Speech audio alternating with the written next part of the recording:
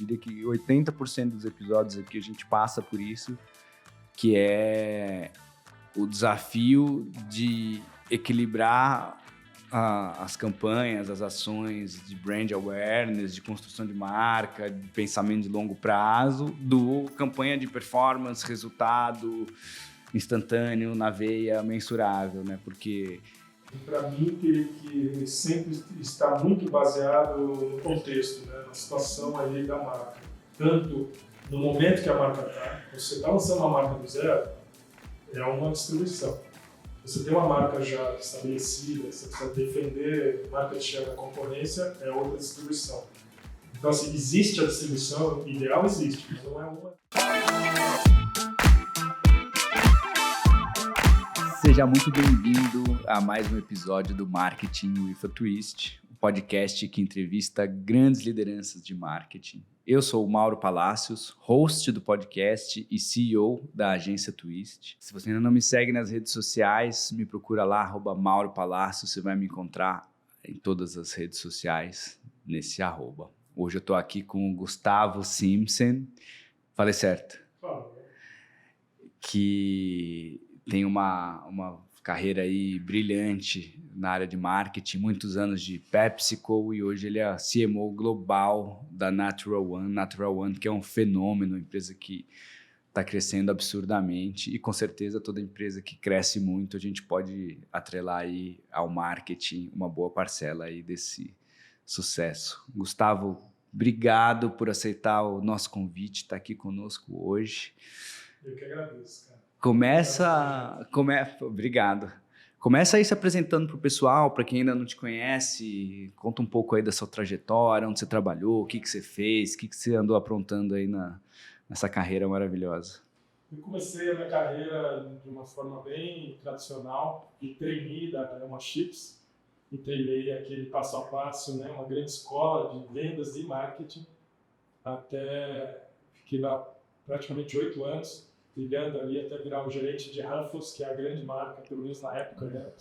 Acho que hoje deve ser Doritos ali, dos salgadinhos, a marca jovem, né? Tem as marcas infantis.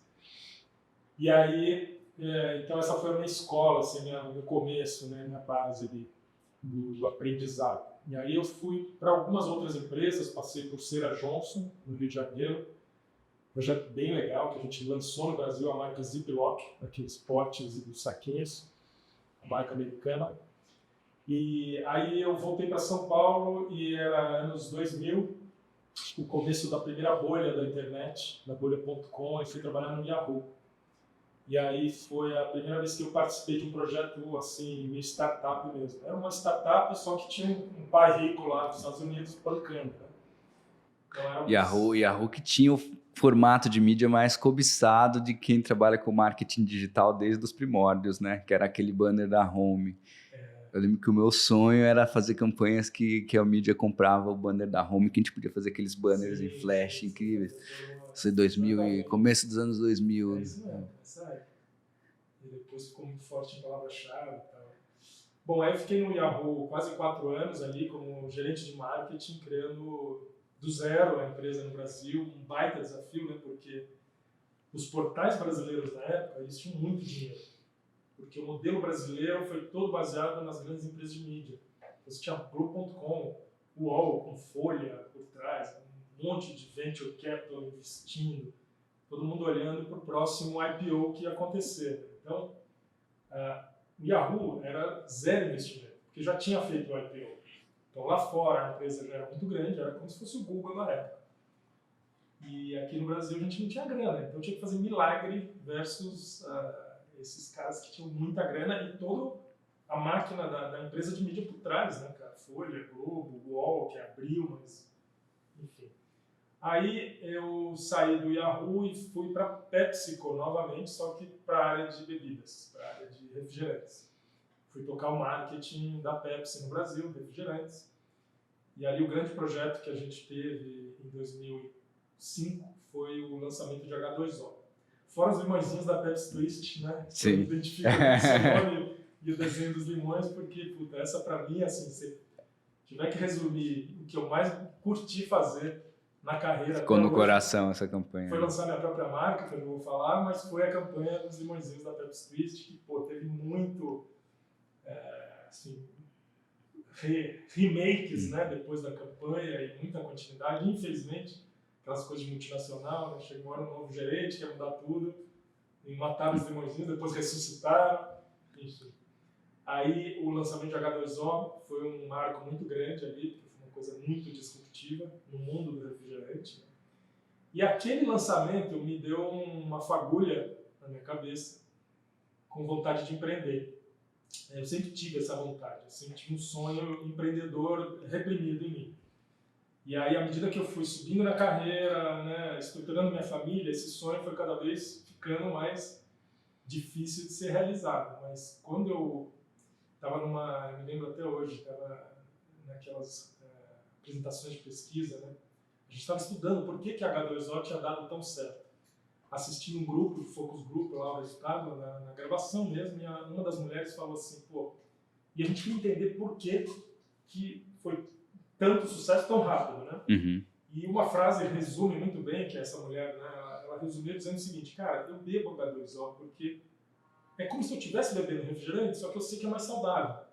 Aí ela deixou escapar no final assim, mas no fundo, eu sei que é um pouco me engana que eu gosto. E tá tudo bem, e toca a vida. Aquela frase, eu falei, pô, mas será que precisa ser me engana que eu gosto?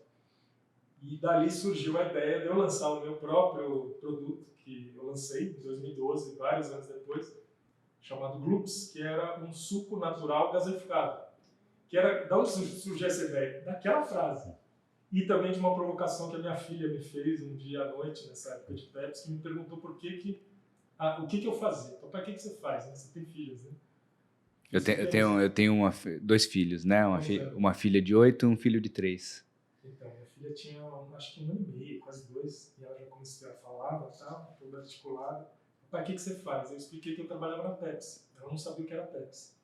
Aí expliquei que era refrigerante, ela não sabia o que era refrigerante. E, pô, tem alguma coisa errada aí, cara, porque o que eu faço 24 horas por dia é vender refrigerante. E na minha casa não tem refrigerante, nem vai ter. Então, somando esse incômodo, né? Ela foi dormir com a explicação, ficou feliz da vida, eu expliquei tudo o que eu fazia e eu não dormi. Eu fiquei remoendo aquilo, falei, putz, cara, o que eu tô fazendo com a minha vida? Eu tava com 40 e pouco anos na época. E falei, cara, eu acho que eu vou ter que resgatar aquele meu sonho de empreender. E aí, justamente, foi quando eu linkei isso com a consumidora falando que me engana que eu gosto. E eu não tenho coragem de falar para minha filha que o que eu vendia era muito legal, porque eu nem trazia para casa, né? E nem queria que ela bebesse. E, pô, se eu lançar um refrigerante, que é realmente algo que eu posso virar para minha filha e falar, isso aqui você bebe. E aí eu lancei, é um suco de fruta, 100% natural, com alto teor de fruta, muito parecido com o Natural One, só que com gás. E aí foi a minha trajetória empreendedora durante 7, quase 8 anos. Que legal, que legal. Saí do mundo corporativo, foi uma reviravolta completa na minha vida. Outro desafio, né? Cara, minha vida virou do avesso. E assim, quando você empreende muito tarde, né? Aí eu já tinha minha segunda filha. Não tem mais muita margem para errar, né? Outro patamar de custo de vida. Você começa a enfrentar algumas questões bem complicadas, né? A minha mulher também trabalhava em grandes cargos, publicitária, em grandes agências e tal. Então a gente tinha uma vida muito confortável, né? Tinha um cargo bacana na Pepsi. Depois eu saí da Pepsi, ainda passei pelo Grupo Iguatemi antes de abrir o meu negócio, porque eu estava com medo. Eu fui empurrando a ideia até que não deu mais. Eu tive que experimentar mesmo. Então é até uma questão pessoal, né? Assim, para quem está aí, eu sei que seu público provavelmente é muito do mundo corporativo, mas eu também sei que muitos deles provavelmente têm o sonho de empreender. Quem não tem, né? Então, assim, a primeira dica, já antes de terminar a minha história aqui, é ou começa muito cedo, ou se prepara muito bem, né? Eu me preparei, mas não tanto como eu deveria. E aí é isso mesmo, né? Você vai se jogar. Eu fico pensando uma loucura. Se eu fosse empreender nos mesmos moldes que eu empreendi aqui a Twist, hoje eu não teria a menor condição de fazer. Porque quando eu comecei é isso. Comecei com 23, custo de vida super baixo, não era nem casado ainda na época. Você pode arriscar, você pode ficar 5, 6 anos sem ganhar dinheiro. Aqui a Twist, ó, a gente está com 16 anos, vai fazer 17 anos. Cara, os 10 primeiros anos eu paguei para trabalhar, né? Demorou uns 10 anos para o negócio ganhar atração, começar a ter uma rentabilidade, começar a ganhar ter uma retirada aí que seja mais ou menos compatível com um salário, que seria um salário do seu nível de formação, do seu nível profissional. É uma loucura. E aí, por conta disso, desde o primeiro dia que eu comecei, eu já planejei a entrada de investidores, porque eu sabia, né? Sim. Como eu tinha me preparado muito bem, e a minha experiência era basicamente toda em marketing, inovação. No Iguatemi eu trabalhei em coisas que não tinham nada a ver com marketing. Fui diretor de operações de shopping center. Mas até aí tudo bem. Eu falei o seguinte, cara, eu preciso conhecer muito bem onde eu estou pisando, qual é o terreno. Então eu fui estudar como financiar um negócio desde o zero, o famoso bootstrapping.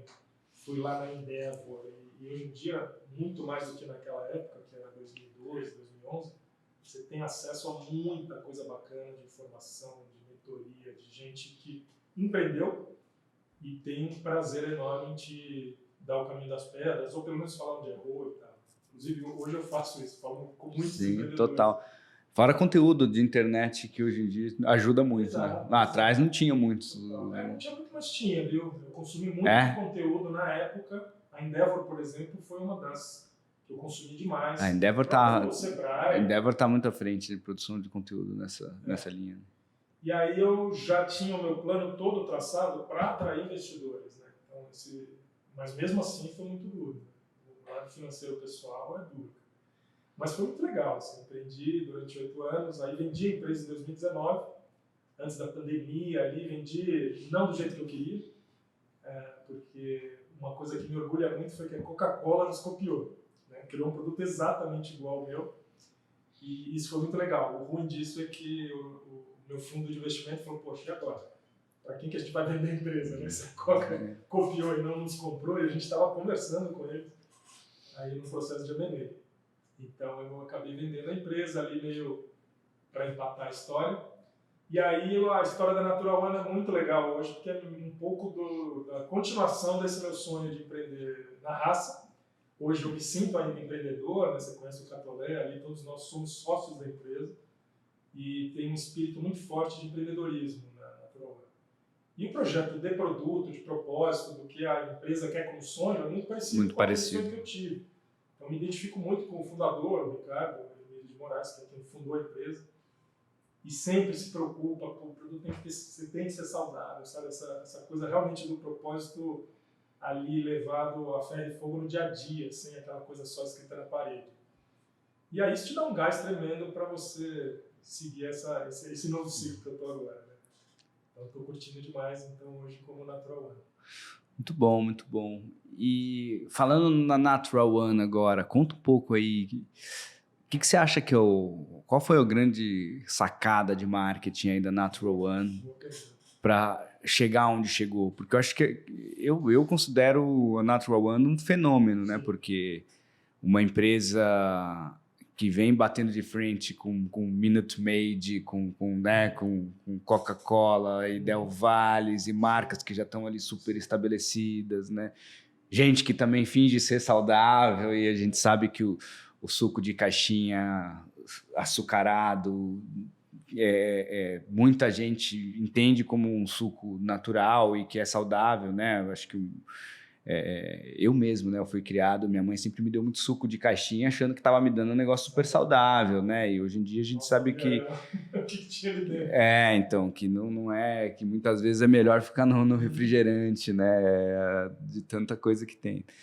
O que você acha aí que fez, né? Do ponto de vista de marketing, a gente sabe que tem todo um lado da gestão aí também que é muito interessante, mas do ponto de vista de marketing aí, Natural One ter despontado assim, ser uma marca tão referência e com um crescimento tão robusto, né, nos últimos anos. E vou só colocar mais um tempero nesse contexto. Boa. Eu trabalhava na Pepsi, né, até 2008, assim, na Pepsi. A Natural One começou em 2014.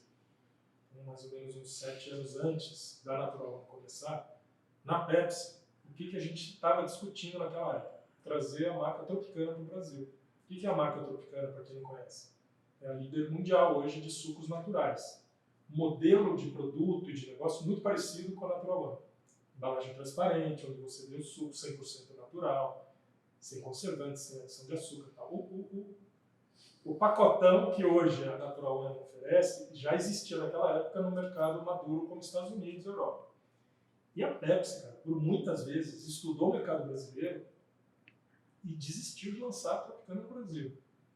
E assim, muita gente envolvida no projeto, muita capacidade de investimento, e não fez. Então, só para te dar esse contexto, como realmente o projeto Natural One é um case, Sim, dado total. que a própria Coca também, né, lançou a Del Valle, mas não trouxe o modelo que a gente chama de NFC, que é o Not From Concentrate.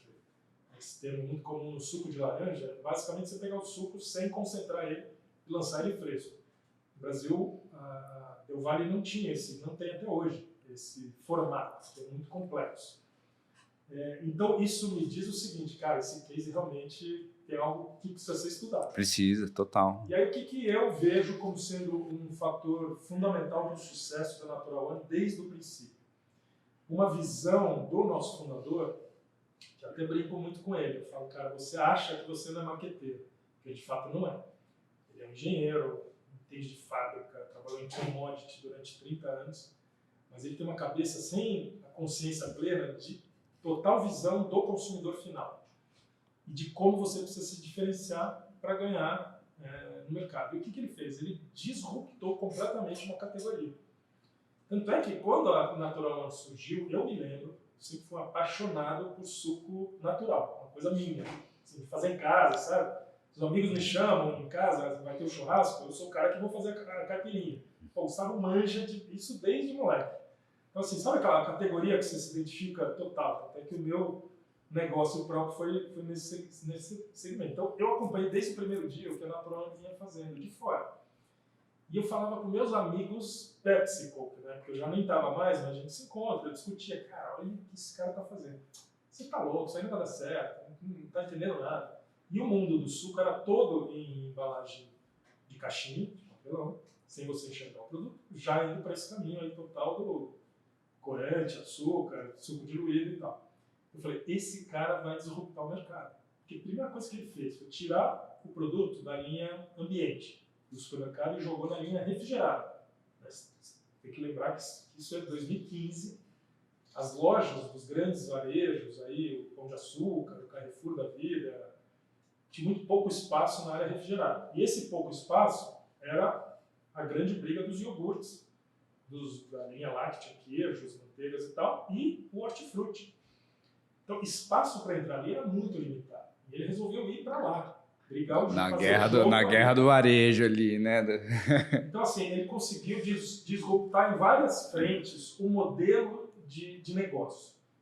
E aí, essa combinação de uma cabeça que ele tinha total de visão de consumidor, e qual é o exemplo claro que ele tinha essa cabeça? Para mim, o ícone da embalagem. Né? Ele investiu muito pouco em marketing, um marketing puro tradicional, publicidade.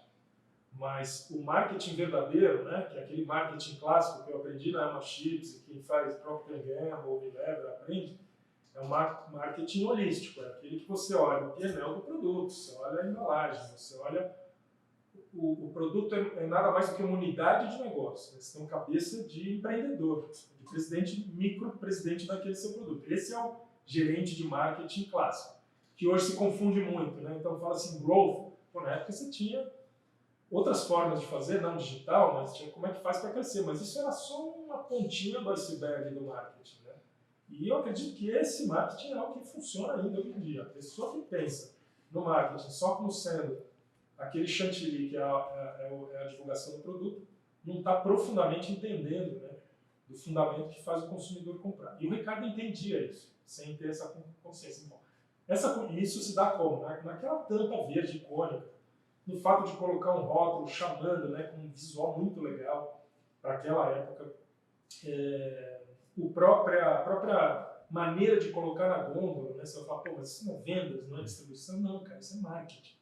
O marqueteiro que não vai lá olhar junto com a galera de trade marketing, como está exposto o seu produto na gôndola, ao lado de quem ele fica, quais são os sabores que tem que ficar na primeira posição, na segunda, é um marqueteiro que está, de novo, só ali na camada mais fluffy do negócio. Né?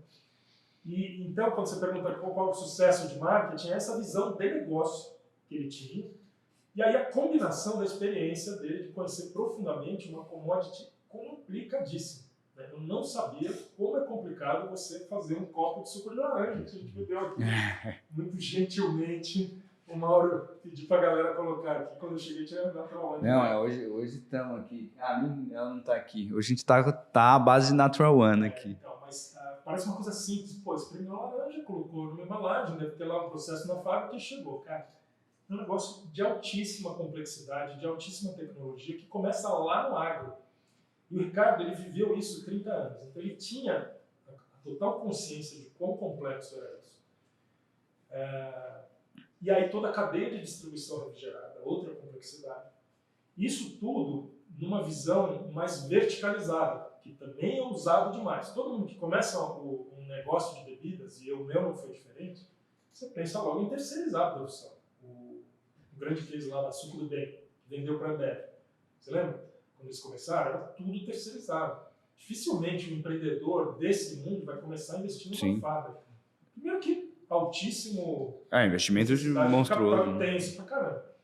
Então, ele tinha essa consciência, mas ele entendia profundamente também da área industrial, da área fabril. Então, ele combinou tudo isso numa receita que foi a receita vencedora. Beleza. E aí, como disruptou o mercado, a Natural One, logo de início, começou a crescer muito e, basicamente, formou uma nova subcategoria dentro do mercado de sucos, que foi a categoria dos NFCs, dos 100% naturais, refrigerados. E o consumidor estava, naquele momento, querendo exatamente isso. Então, tem essa combinação também. Beleza, aí começou a crescer demais. Agora, nos últimos 3, 4 anos, entrou um monte de concorrente, a categoria se consolidou. E aí, como é que você faz para continuar crescendo? E a gente continua crescendo mais do que duplo dígito, né? A gente fala de 30% de crescimento todo ano, nos últimos 3, 4 anos. Não, absurdo, isso é um absurdo. No mercado como o brasileiro, onde você tem uma limitação grande de renda, né? É um produto que é, na média, muito acima do que outras alternativas mais baratas, é realmente um fenômeno.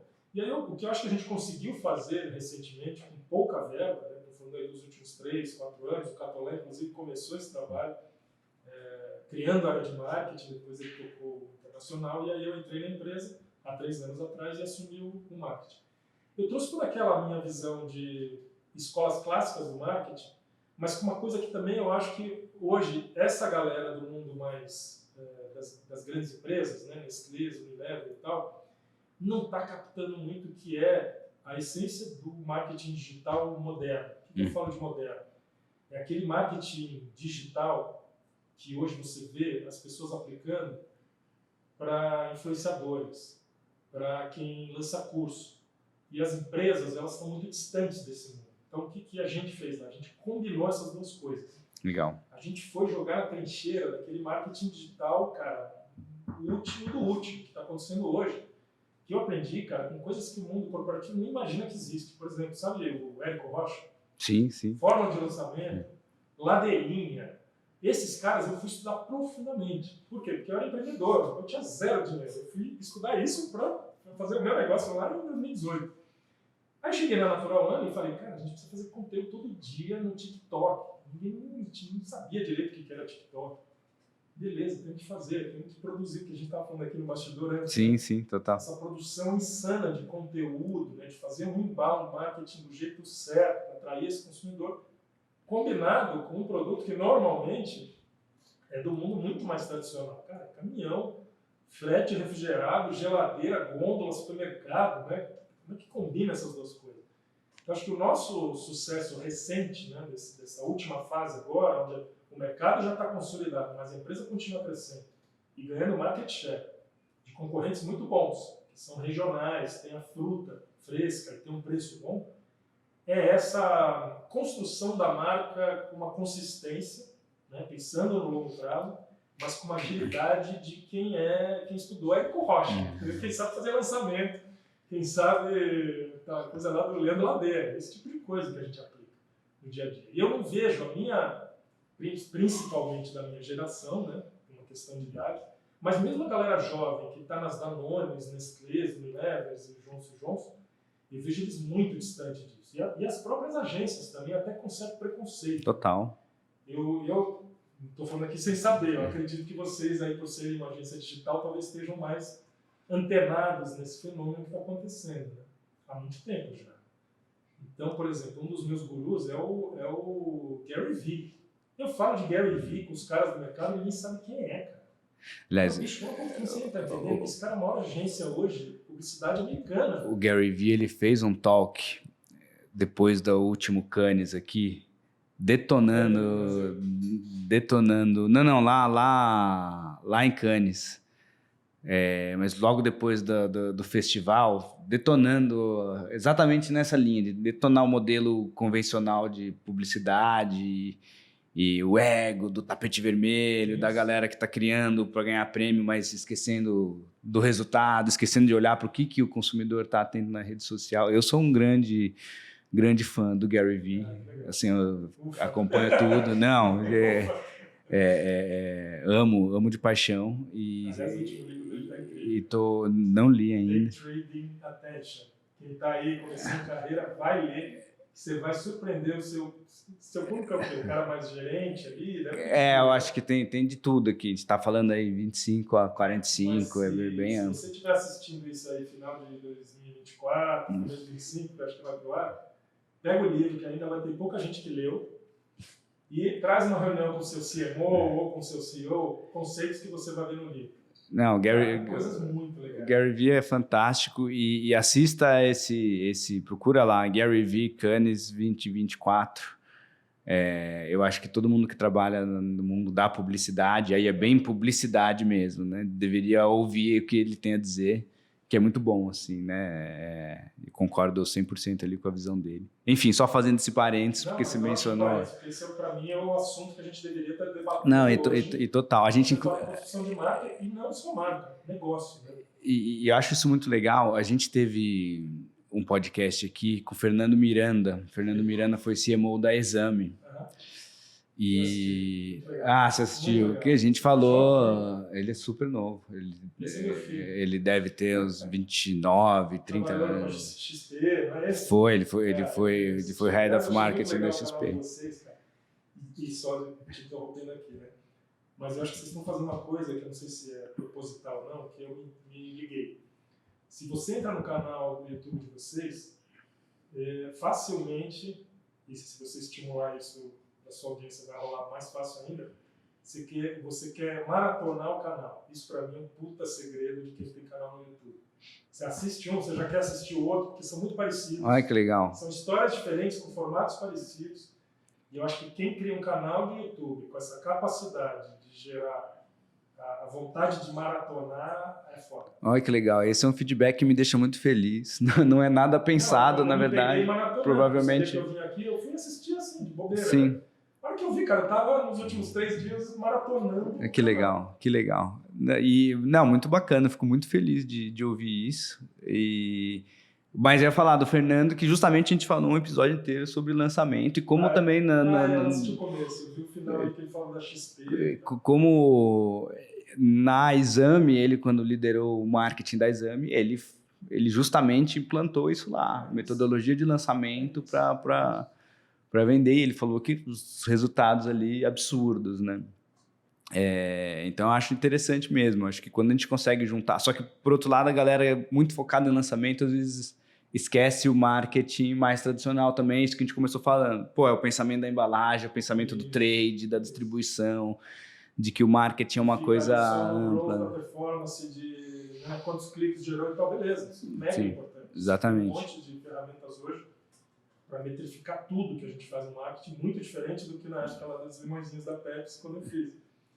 Mas eu sinto que isso também, ao mesmo tempo, é uma armadilha desses marqueteiros, né, mais voltados a ter que dar um feedback para o seu CFO, né, que não entende do que a gente faz e só quer saber o resultado lá do retorno.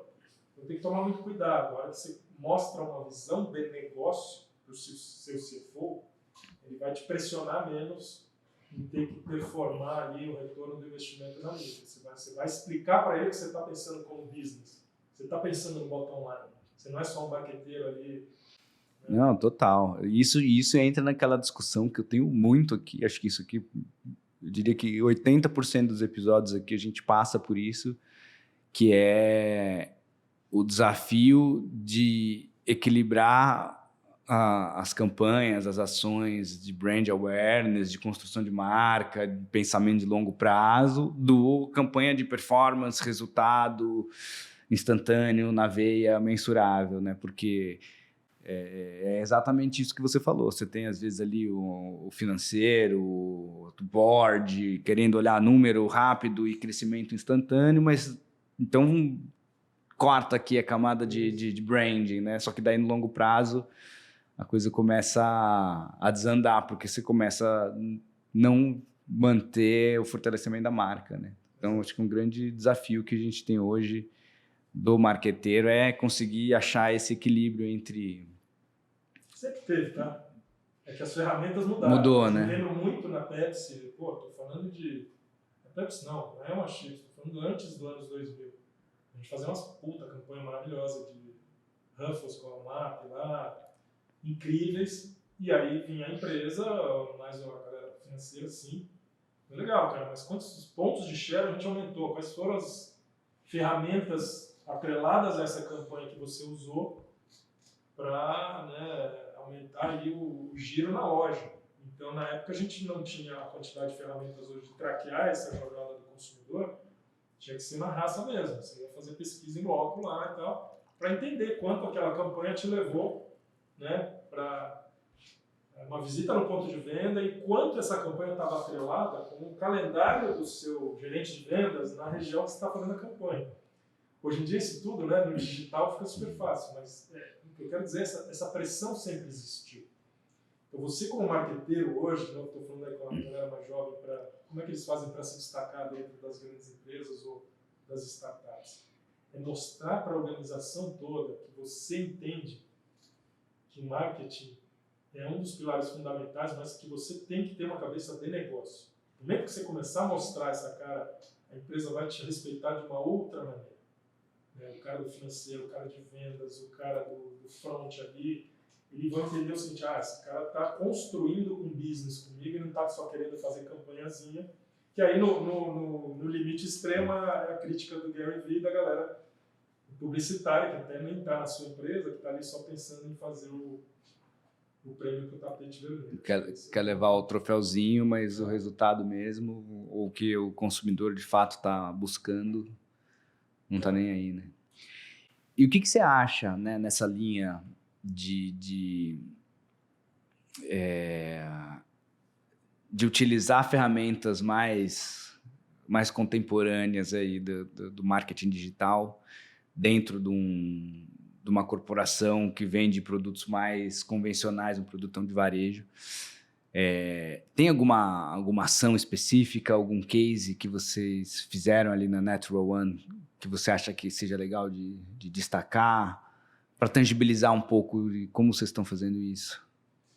Cara, tem. Acho que a gente fez uma campanha com o TikTok agora no verão passado, que foi muito bacana, que foi justamente para... Primeiro, né, a gente queria entrar na plataforma, nossa presença ali era muito pífia, e então a gente entrou em parceria com eles, criou todo um pacote ali que envolvia uma música do verão, com a Marina Sena cantando, aí o consumidor tinha que criar a própria música com o produto e tal.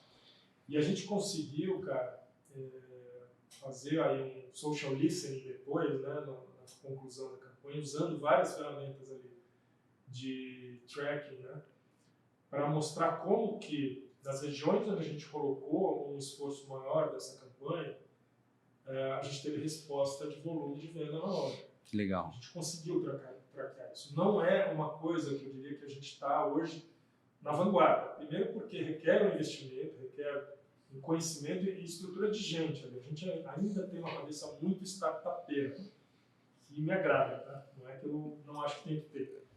Então a gente é muito, muito enxuto. A Natural One realmente pensa como startup e tem que fazer milagre com o recurso. Então, né, aí nessas horas você não tem à sua disposição as ferramentas todas que uma grande Você não, agência, não, uma grande não, não empresa dá tem. tiro de canhão, né? Mas Mais às vezes tiros até acertados. isso, mas às vezes isso tem um lado bom, né? Porque te força a você quase que hackear a ferramenta ali para entender em loco e não ter 30 pessoas fazendo. E no final você vai ver o relatório e muitas vezes não consegue nem cruzar, Sim, total. né, a consequência de ação.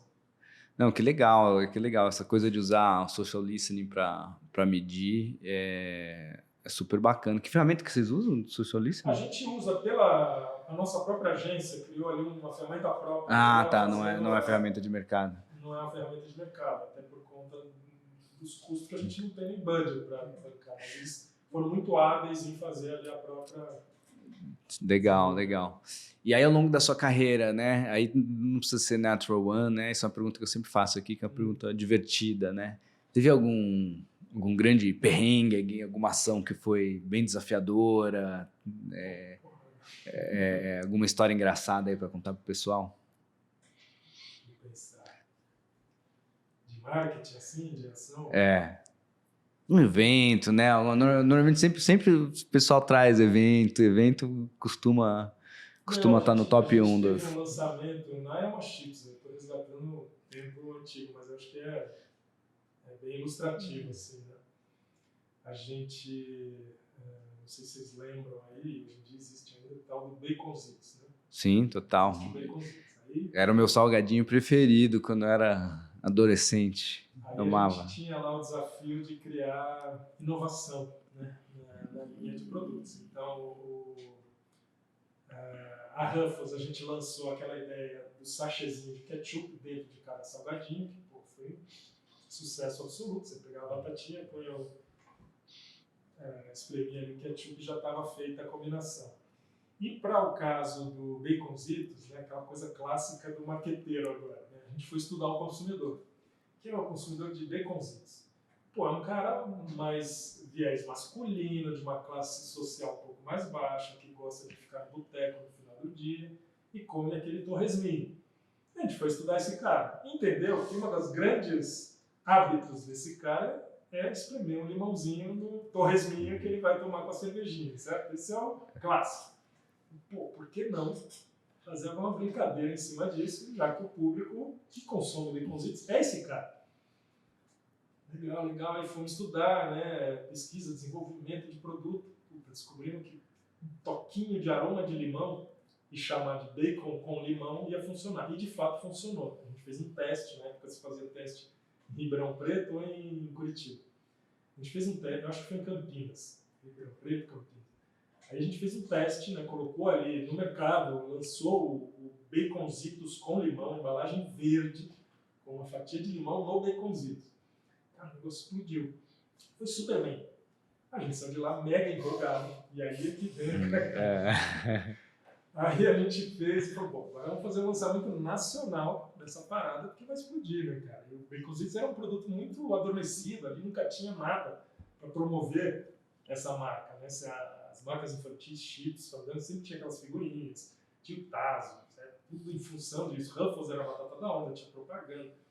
E o Baconzitos, o primo pobre ali, aquele garotinho que nunca...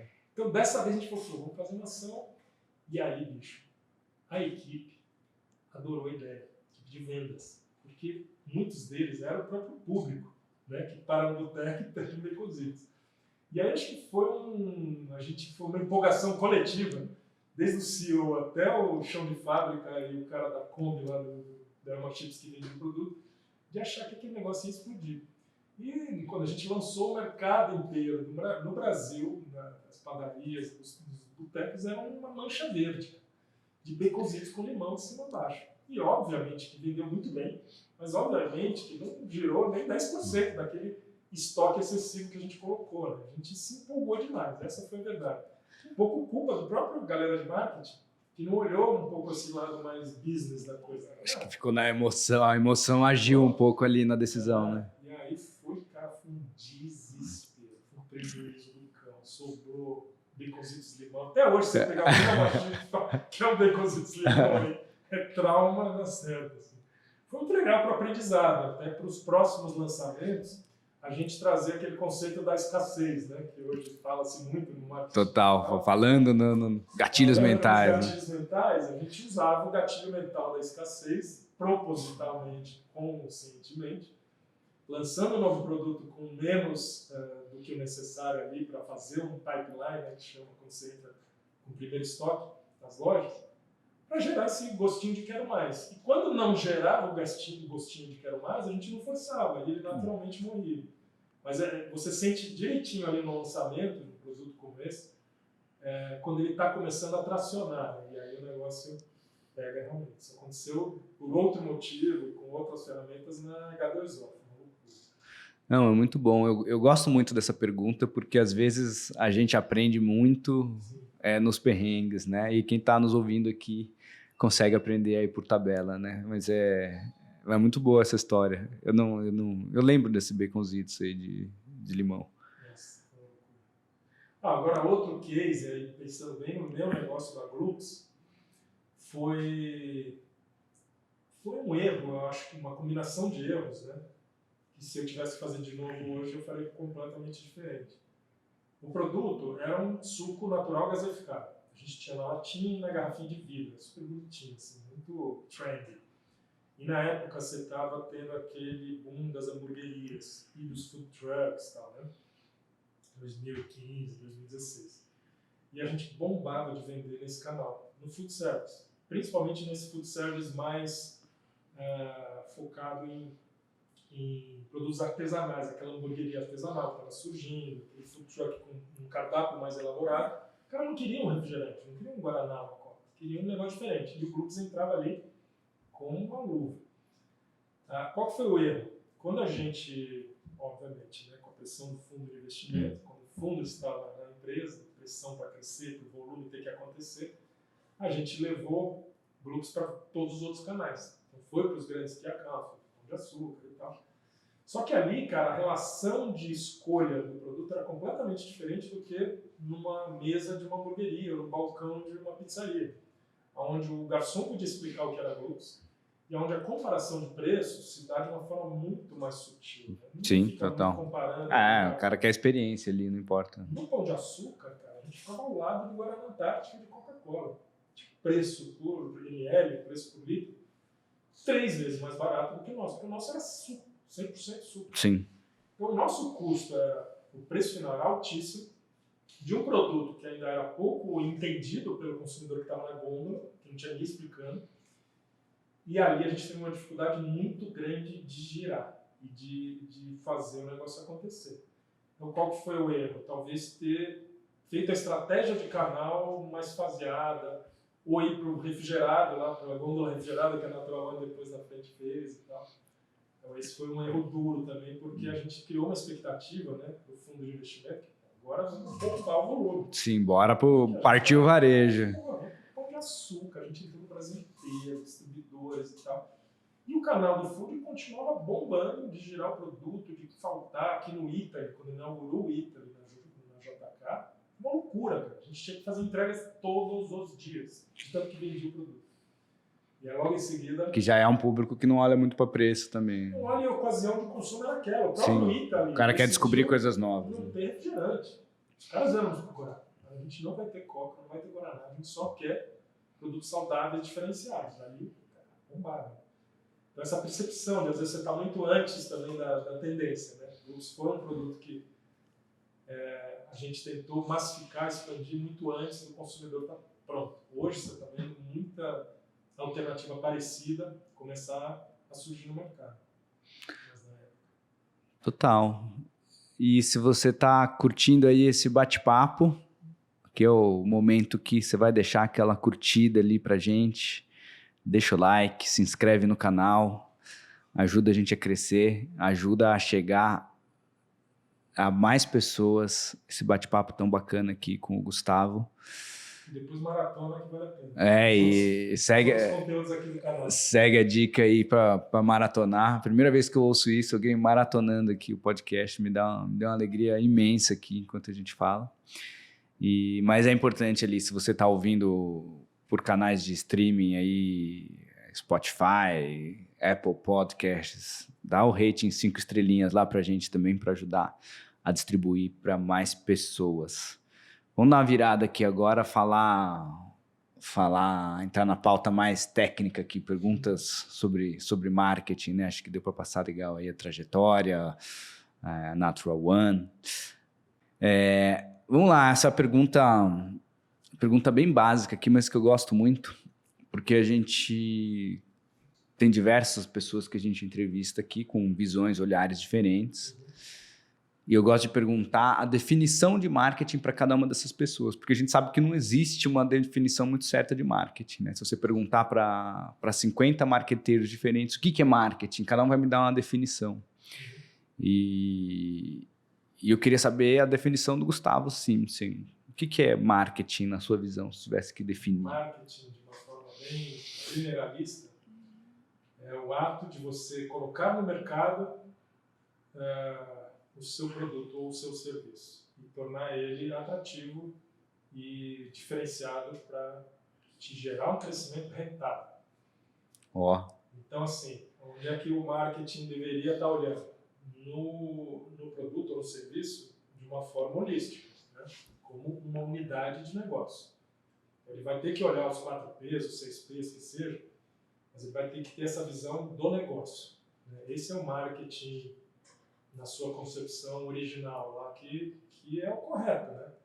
Então você vai ter que entender o consumidor, né? Você vai ter que colocar no mercado uma opção que seja percebida com valor acima do que ele vai pagar pelo produto. No final é isso que a gente quer. A gente quer vender coisas onde as pessoas têm um valor percebido mais alto do que o preço que ela vai pagar. Ela vai ter que comprar de novo e você gera essa frequência. Geração de valor, né? Isso. Total. Para isso, o primeiro passo é entender para quem você quer vender, para quem você vai oferecer essa sua opção de valor agregado. Então você tem que ter um profundo conhecimento do seu consumidor e entender como você vai segmentar esse consumidor. Depois você tem que ter um profundo conhecimento de como você vai chegar nesse consumidor. Então passa por discutir a distribuição. Seja de um software que você vai distribuir online digitalmente, mas de que forma que você vai chegar nesse consumidor? Numa assinatura, num pacote de uma vez só que você vai entregar todo o software, um produto físico nem precisa discutir, né? Toda a complexidade que é você ter todo o sistema de supply chain até chegar no consumidor final. Então, no fundo, o marketing é o olhar holístico do seu negócio, mas sempre pensando como que eu vou agregar valor e chegar no consumidor final, atendendo a esses desejos dele de uma melhor forma do que as outras alternativas, sejam os concorrentes diretos ou os indiretos. Às vezes você está comparando o meu suco não com a marca concorrente, você está comparando com o almoço que ele vai fazer correndo à tarde porque atrasou numa reunião. Ou eu vou tomar um suco porque eu não vou deixar de almoçar, preciso encher a barriga com uma coisa consistente. Nunca você vai, né, racionalmente pensar que você está concorrendo com o almoço. Total. E aí, do ponto de vista de comunicação, né, aí do lado do marketing menos quantificável, menos racional, que é onde todo mundo cria uma série de preconceitos, quem não entende de marketing, né? Hoje em dia, para mim, é fundamental você entender essa disputa pela atenção. E aí, mais ainda entra esse conceito do concorrente indireto. Então, o marketing hoje, você tem que perceber que ele é uma briga pela atenção das pessoas, né? Do lado comunicação do marketing. Eu digo sempre que a gente está concorrendo com o gatinho do TikTok.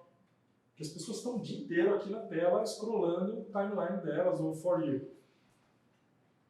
Ela não quer olhar o seu produto, cara. Ela não quer saber que o seu ketchup tem um sabor de bacon adocicado. Ela não quer ver quanto custa o seu produto. Ela quer se encantar com o conteúdo, ou se distrair, ou buscar uma informação útil, se ela estiver no YouTube, né, querendo aprender alguma coisa.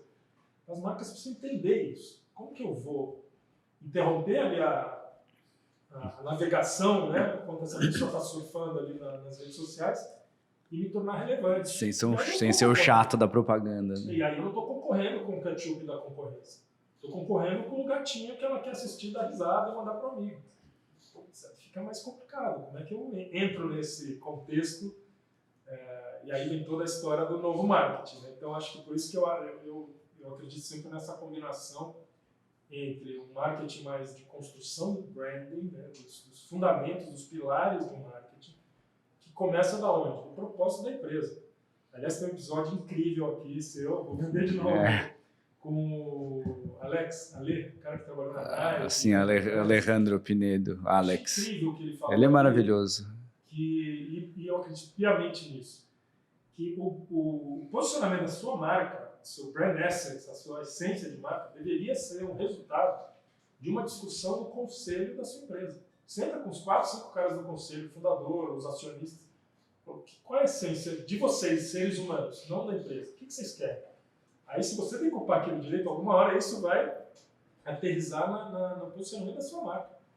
E toda a empresa jogando junto. Né? Então, vai desde esse Olimpo ali da empresa até a distribuição no dia a dia. Né? É muito completo o marketing total. Então, tanto é que, hoje em dia, muita gente me pergunta, pô, mas você estudou administração de empresa? Você não fez marketing? Não, marketing é administração de empresa. Né? Não existe essa distinção. Eu acho que para quem está fora do marketing, as pessoas associam marketing à publicidade, né? Que é uma fatia, né? É uma fatia importantíssima. Né? Você está dentro do P da promoção, você tem 1 milhão de possibilidades, e aí uma delas é a publicidade paga, a propaganda convencional que a gente conhece. Importantíssima, mas o marketing é muito mais. Mudar de patamar. Então, um bom trabalho de publicidade consistente durante muito tempo, muda empresas, né? Cria negócios, cria categorias, muda o jogo. Então é muito importante, mas não é só isso.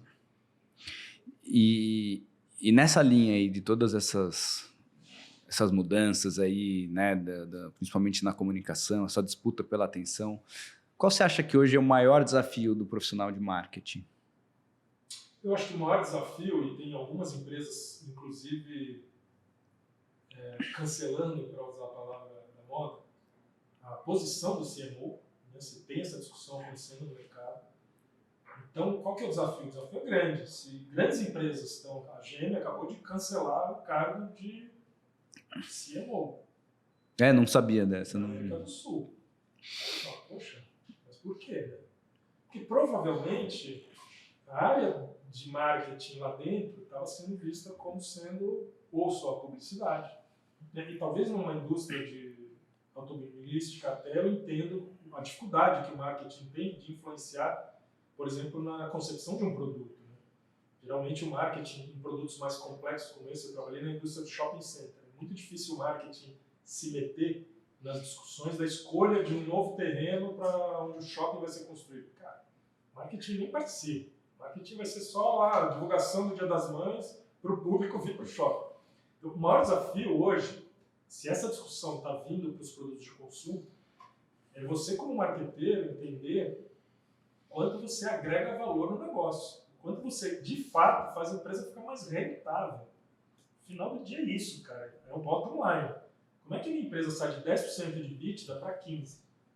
Tem várias maneiras. Eu posso abaixar o custo da matéria-prima, e aí não é o marketing que vai fazer isso. Eu posso aumentar o preço, e aí o pessoal de vendas vai ter que se virar lá para vender. Ou eu posso agregar valor para o que eu ofereço e as pessoas estarem dispostas a pagar mais, e por conta disso o seu negócio como um todo vai ficar mais rentável. O maior desafio é você explicar para a organização, desde as pequenas ações do seu dia a dia até as grandes reuniões, que você entendeu essa brincadeira e que você está atuando para trazer esse valor agregado para a empresa. Se o marketing se coloca como um prestador de serviços interno, né, demandando ali, aliás, fazendo o que as outras áreas estão demandando só para atuar nas campanhas de performance, para crescer o volume, cara, no final isso vai ser o quê? Vai ser uma guerra de performance na rede social e... Performance que fica cada vez mais caro, né? Porque a performance é um mercado de oferta e demanda também. Exato. E a briga por performance, os algoritmos são muito inteligentes. O que eles fazem? No momento que você pega um público-alvo ali e começa a performar muito bem, vai chegar uma hora que o próprio algoritmo vai aumentando o CAC, o custo de aquisição de cliente. Então, se você não fizer bem feito, não tiver uma visão de brand ao mesmo tempo, você vai cair numa armadilha. Quantos marqueteiros aí não sofreram depois de um ano e meio, fazendo uma campanha que dava muito certo, de repente ela perde totalmente o ROI, porque o custo de aquisição começou a aumentar e você não entendeu por quê. Então, olha o risco, né? O risco de ser visto dentro da empresa como uma linha de custo. E essa linha de custo tende a ser cortada. Eu ia chegar nisso, exatamente. Eu queria fazer 2 comentários aqui, porque eu concordo muito com tudo que você trouxe aqui. O primeiro é com relação às campanhas de performance e custo e CAC, né? A gente que está nessa área... Não, são necessariíssimas. E a gente que está nessa área do marketing digital desde a fundação, o Twist foi fundado como uma agência de marketing digital em 2008, né? Já é outra internet, outro contexto, outro tudo. Era comecinho de Instagram na época. A gente foi acompanhando, né? A gente sempre rodou campanha digital desde a fundação. Hoje a Twitch é mais do que digital, a gente é 360, mas a gente tem o digital ali no DNA. E, cara, como era barato fazer digital lá atrás e como hoje já não está mais tão barato assim. E acho que a pandemia aumentou muito os custos de performance. E acho que quem amarrou sua estratégia e pelo tudo que a gente acompanha, clientes nossos ou empresas que a gente conhece mais por dentro, que amarrou 100% na performance a estratégia, está tendo dificuldade hoje, porque a performance ficou muito mais cara. Pós-pandemia. A pandemia acentuou muito, né? Porque muita gente, quem nunca tinha feito nenhum esforço digital, na pandemia teve que se forçar a fazer. Então, mais gente, custo da plataforma aumenta. Junta aqui alta de dólar, porque né, as ferramentas digitais todas são pautadas em dólar, ficou caro pra caramba. Então, aquela coisa de campanha digital que era ROI meio que sempre certo, hoje em dia já não é tão certo mais, porque ficou caro. Lógico, tem ainda como trazer muito ROI, mas quem faz direito, quem faz profissional. Antes, qualquer um que rodava uma campanha lá já achava ROI porque era barato. E aí, o que acontece? Chega um momento, começa a ser visto como custo, né? Principalmente o cara que está ali com a caneta na mão ali. A gente teve um cliente nosso, claro que eu vou resguardar aqui, isso já faz uns 2 anos, né? E o CEO da empresa multinacional, né? E o CEO Brasil da empresa era um cara que era ex-CFO. E é uma pessoa que, o CMO da época, que até hoje tem um relacionamento muito próximo conosco aqui,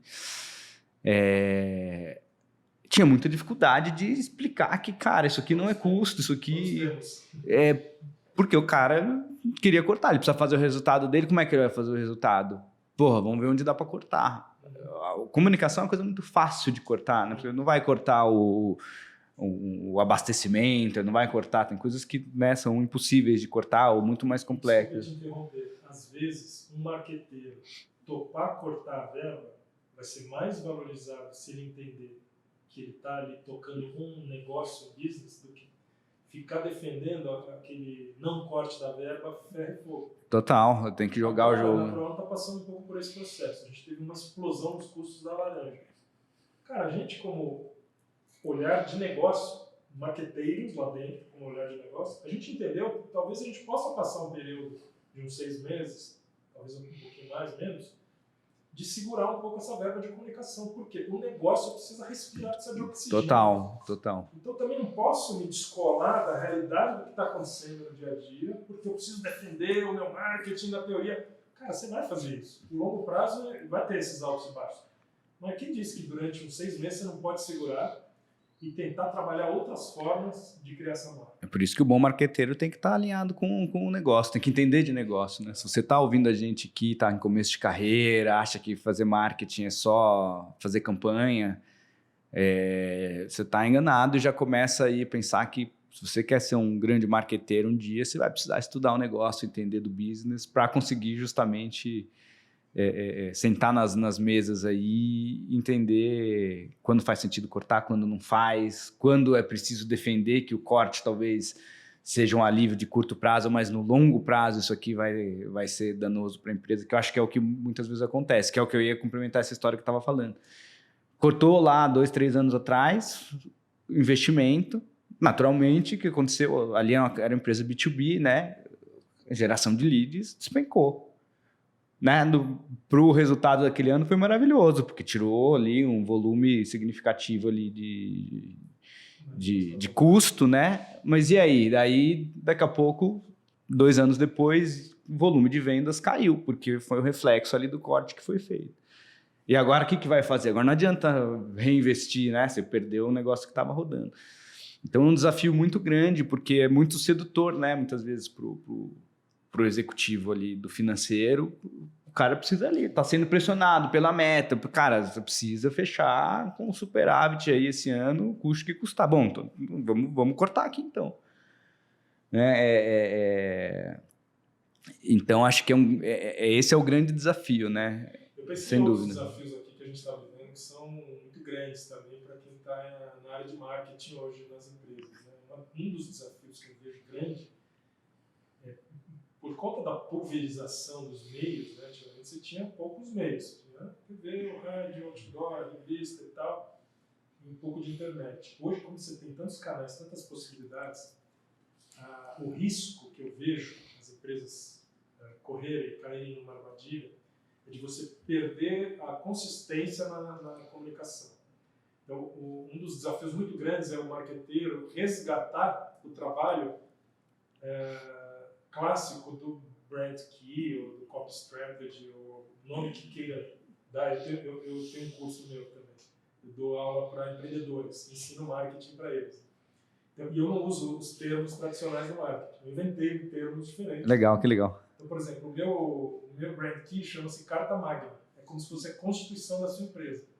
Então, se você não lembrar constantemente qual que é a sua Carta Magna, ou o seu brand key, ou a essência da sua marca, pela correria do dia a dia, pela necessidade de estar presente em tantos lugares diferentes, com tantos touch points, com públicos diferentes, a chance é que você vai começar a desconstruir aquela essência da sua marca. Né? É natural que isso aconteça.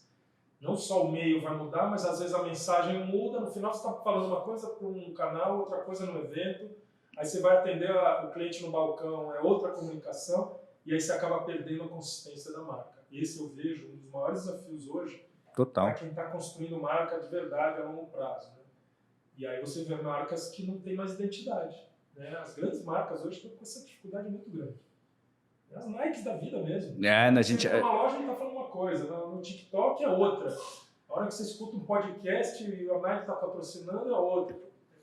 É difícil, cara. A Nike está sendo frequentemente citada aqui como um benchmark negativo do ponto de vista de construção de marca, porque eles realmente abandonaram aí muitos princípios da consistência, que acho que realmente é a palavra. É difícil manter consistência. Você tem que ter uma disciplina gigante. Primeiro você tem que entender que isso é importante. Pouca gente entende, principalmente os meus alunos lá do curso que são empreendedores. Você que é empreendedor, está querendo empreender, quando você empreende, você não dá importância para o marketing, quem não é da área, né? Então o cara entende de finanças, ele sabe que é importante vender, ele sabe que é importante fazer lucro. E marketing é um negócio que todo mundo fala, não, no dia que eu crescer minha empresa, eu vou ver o que eu faço com isso.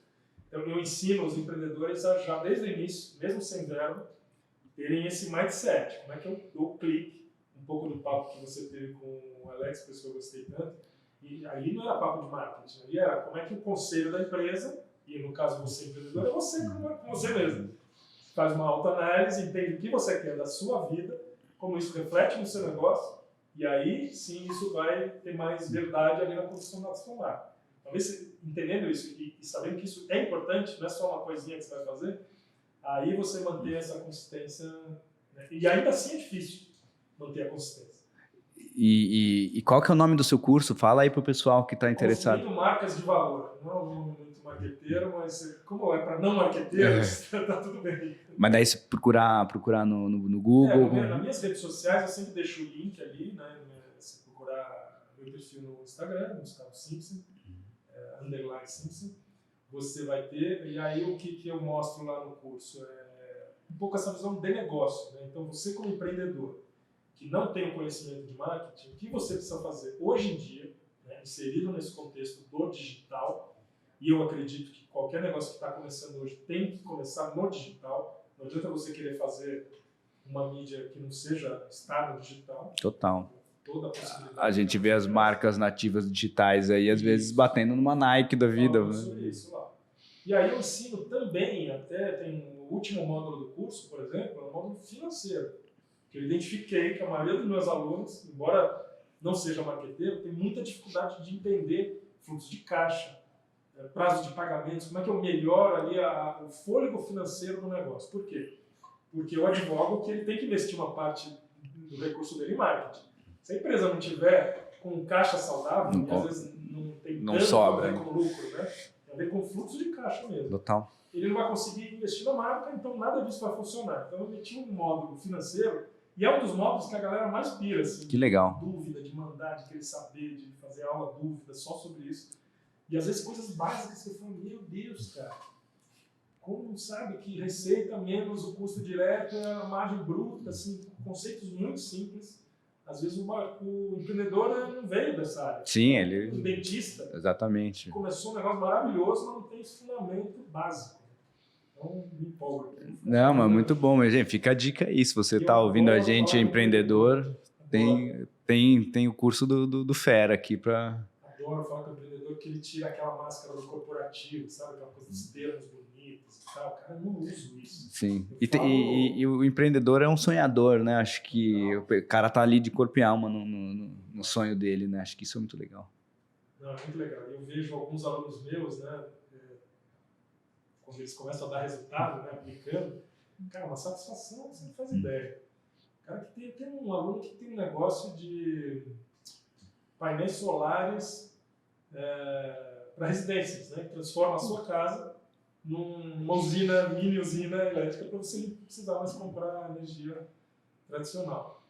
E ele no começo não conseguia trazer lead, não conseguia trazer cliente para o negócio dele. Hoje ele está com vários clientes mensais, ele mostra para mim o negócio crescendo, é muito legal. Que legal, que legal. Bom, parabéns pela iniciativa. Seguindo aqui a nossa pauta, a gente falou aí dos desafios, né? E como que você vê, isso acho que é uma pergunta, eu acho uma pergunta importante porque me ajuda aqui, né? É onde eu aprendo bastante. Como é que você vê as agências inseridas nesse contexto, né? Onde você acha que as agências hoje em dia estão ligadas já nessas mudanças? Onde você acha que estão pecando?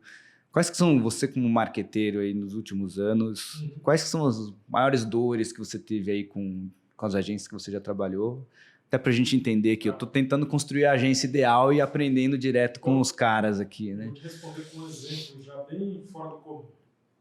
Hoje, a nossa melhor agência é uma agência que fica em Xangai, na China. A gente tem negócios em 11 países. E hoje a gente trabalha com 4 agências no mundo. A brasileira, que atende o mercado brasileiro e é um pouco aqui dá o norte, né, da marca para as outras agências que tem que seguir os guidelines do Brasil. Muito legal isso, né? Você como... Empresa global, mas aqui que o Brasil é que manda, né? Normalmente a vida inteira era maior. Hoje São Paulo manda na Naturalândia de Xangai. E aí, então a gente tem uma agência no México, uma no Canadá, uma no Chile e uma na China. E essa agência da China, para mim, cara, ela entendeu este momento que a gente está vivendo. Que legal. E eu vou te falar que, assim, o que eles trazem de diferente? Eles entenderam essa combinação de atuar... como é que é o nome dela? Ressonance. Eles entenderam a combinação da importância de fazer a rede social de um jeito moderno. O que eu chamo de moderno? É o modelo Gary Vee. Para mim é o modelo certo de fazer a rede social. Não é um post por semana, colocando o produto, o logotipo e achando que fez a rede social. Você não fez. O jeito certo é você perceber que ali no For You do TikTok, um dos vídeos que a pessoa vai querer parar é o da sua empresa. E às vezes não tem produto, às vezes você não menciona a sua marca, olha que arrojado. E isso vai te trazer negócio, porque daquele vídeo ele vai querer saber mais e mais e mais. Então, eles têm isso, atrelado, obviamente, a esse conceito de construção de branding, de entender a importância dos fundamentos da construção de uma marca. E, ao mesmo tempo, é uma agência que nos ajuda muito a discutir o negócio. Então, eles se metem no meu negócio, que eu acho uma coisa saudável. assim, né? Às vezes é chato, porque você está ali todo empolgado, a gente acabou de fechar um e-commerce na China, um novo cliente. E é um puto e-commerce, imagina o Zé Delivery da China, né? Quantidade de gente e tal, e 20 minutos o produto está na sua casa e tal. E a gente mega empolgado, falando com eles e tal. O dono da agência virou e falou, mas por que vocês fecharam esses caras? Porque era o tamanho, não sei o que, fui dando os números e tal, tive na China semana passada. Cara, mas não é o canal que devia estar agora. Entendeu? Então o cara me trouxe uma visão do negócio que normalmente o cara da publicidade não traria. Mas por quê? Porque ele está olhando a cabeça do consumidor dele e não está preocupado em trazer o prêmiozinho. Total. Ele está olhando assim, cara, se eu fosse o dono dessa marca, eu não iria para esse canal agora, eu iria para, sei lá, X, foda-se aqui o que é. O importante é entender o mindset do cara. Né? Ele está pensando como se ele fosse dono da empresa e não só querendo fazer a comunicação. Claro que ele me entrega a comunicação de qualidade. Então não adianta também, eu já tive isso, eu tive agências que são ótimos como pessoas de negócio, mas na hora de executar, de criar aquela coisa horrível. Então, é difícil pra caramba, né? Você hoje em dia entregar essa combinação de altíssimo poder de criação, né? Eu vejo que isso nas agências hoje se perdeu demais.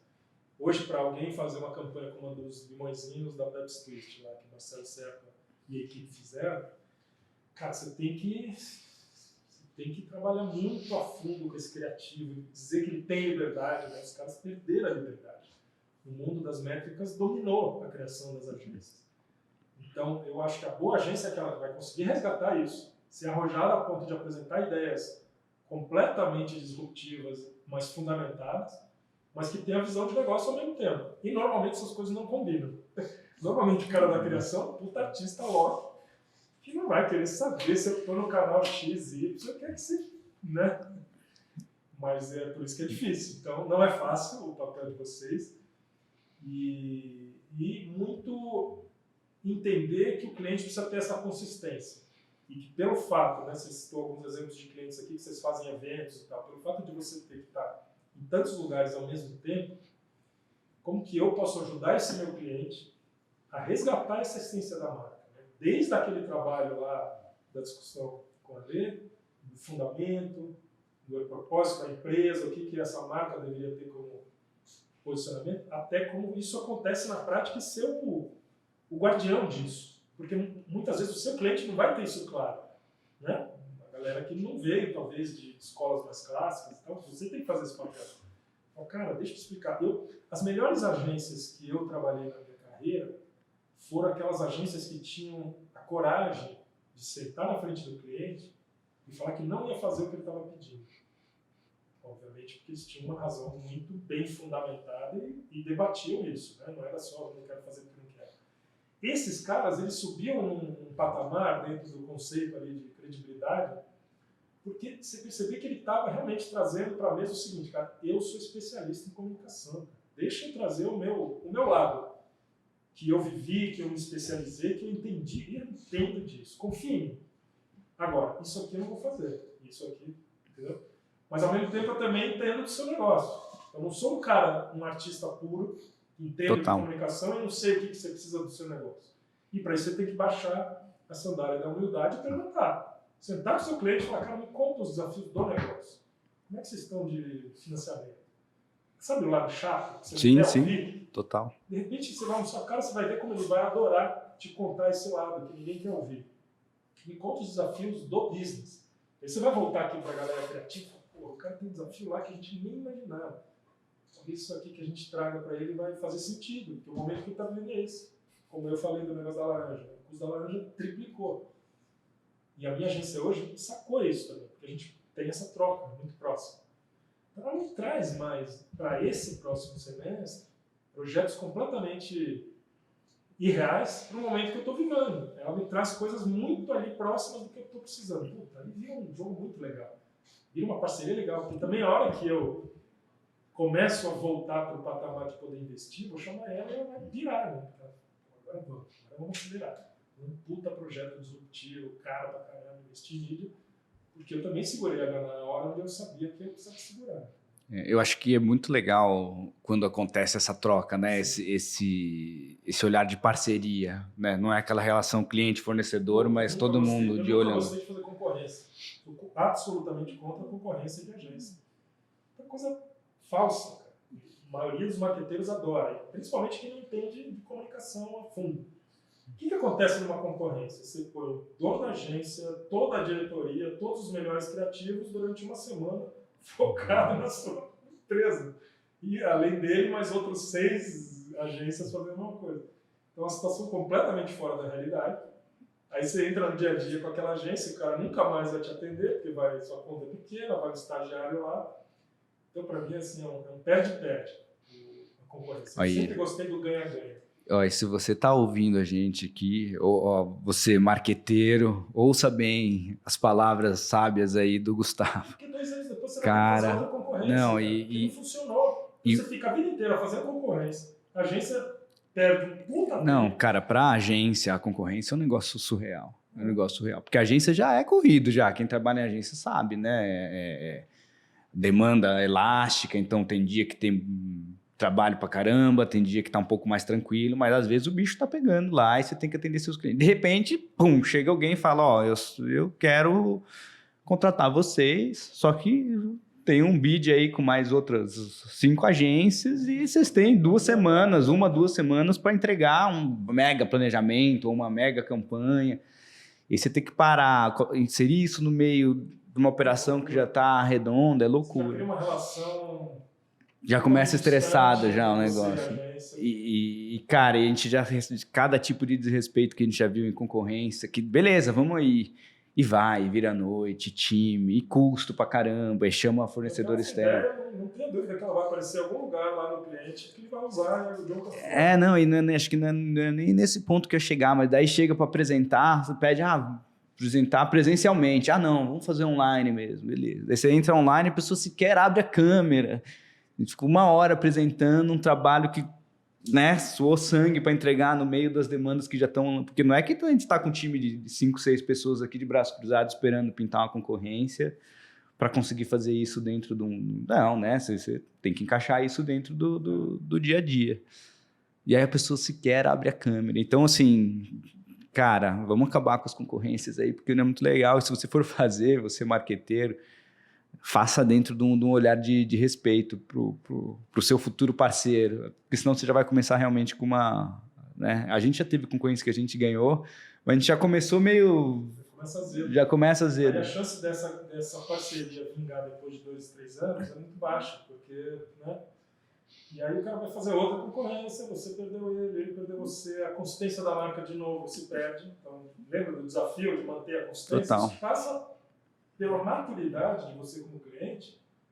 Cara, você ficar trocando de parceiro, porque esse cara me trouxe uma eficiência melhor naquele dia da apresentação, sua marca que vai sofrer.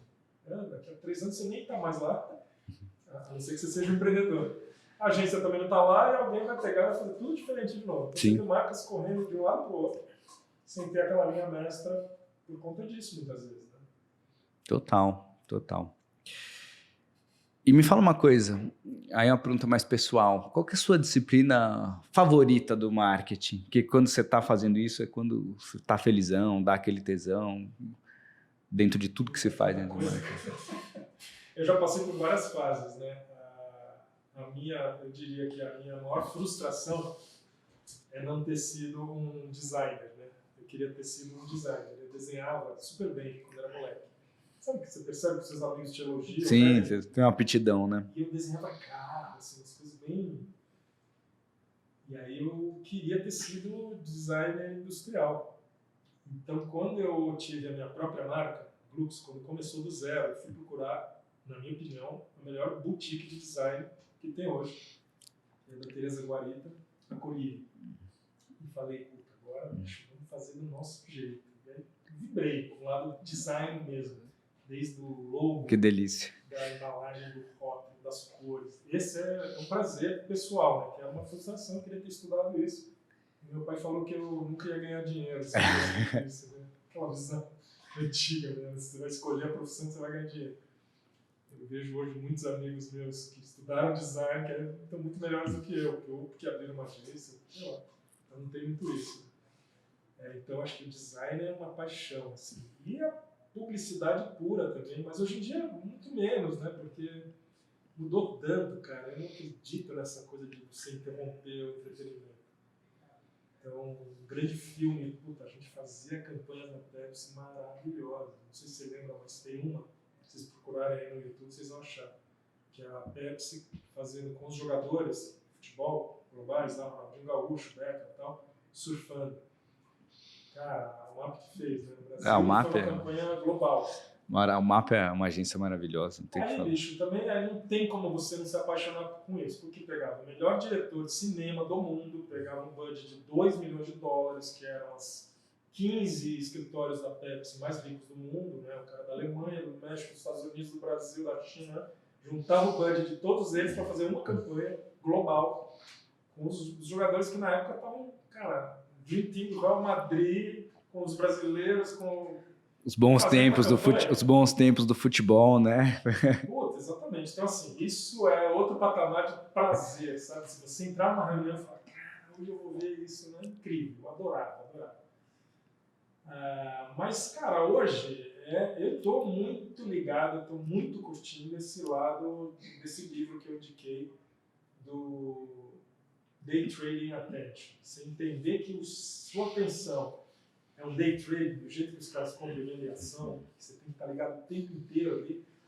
É um mundo que para mim não existia, assim, é novo e está totalmente conectado com... Eu tenho filha, uma vai fazer 18, a outra vai fazer 16. E eu vejo como isso conecta ali com a realidade do consumidor, né, principalmente mais jovem, no dia a dia. É muito difícil, cara. Pegar a atenção delas para uma coisa relevante, para elas se engajarem, é um desafio gigante. A gente está falando de quais desafios aqui, agência e cliente. Então, entender disso e conseguir fazer direito isso, eu acho que é o nome do jogo hoje. Quem souber fazer isso, tanto é que a VaynerMedia, que é a agência do Gary Vee, hoje é a principal agência em termos de volume de negócio, uma das, e nem por isso é super premiada. E ao mesmo tempo ele faz altos filmes publicitários para o Super Bowl e tal. Então, não é que ele abandonou esse lado, né? Ele está sabendo combinar. Ele fala isso nessa entrevista. Ele fala isso. Não quer dizer que... Barco ali, é essa mesmo. Essa mesmo. E ele fala exatamente isso. Ele fala, não, Super Bowl, a gente faz Super Bowl. Porque aqui é relevante para publicidade. Aqui as pessoas viram um evento. A pessoa assistia a propaganda do Super Bowl. Para muita gente, a pessoa tá ali esperando para ver, porque realmente ali é onde... Agora, o dia a dia lá, a propaganda que interrompe a pessoa, muitas vezes não tem formas mais inteligentes de fazer hoje em dia. Né? E falando aqui um pouco de ROI, de tudo que você tem feito aí de campanha, tem algum canal, alguma mídia, algum formato, alguma coisa que tem sido... Claro que a gente sabe que essas coisas não têm receita de bolo, né?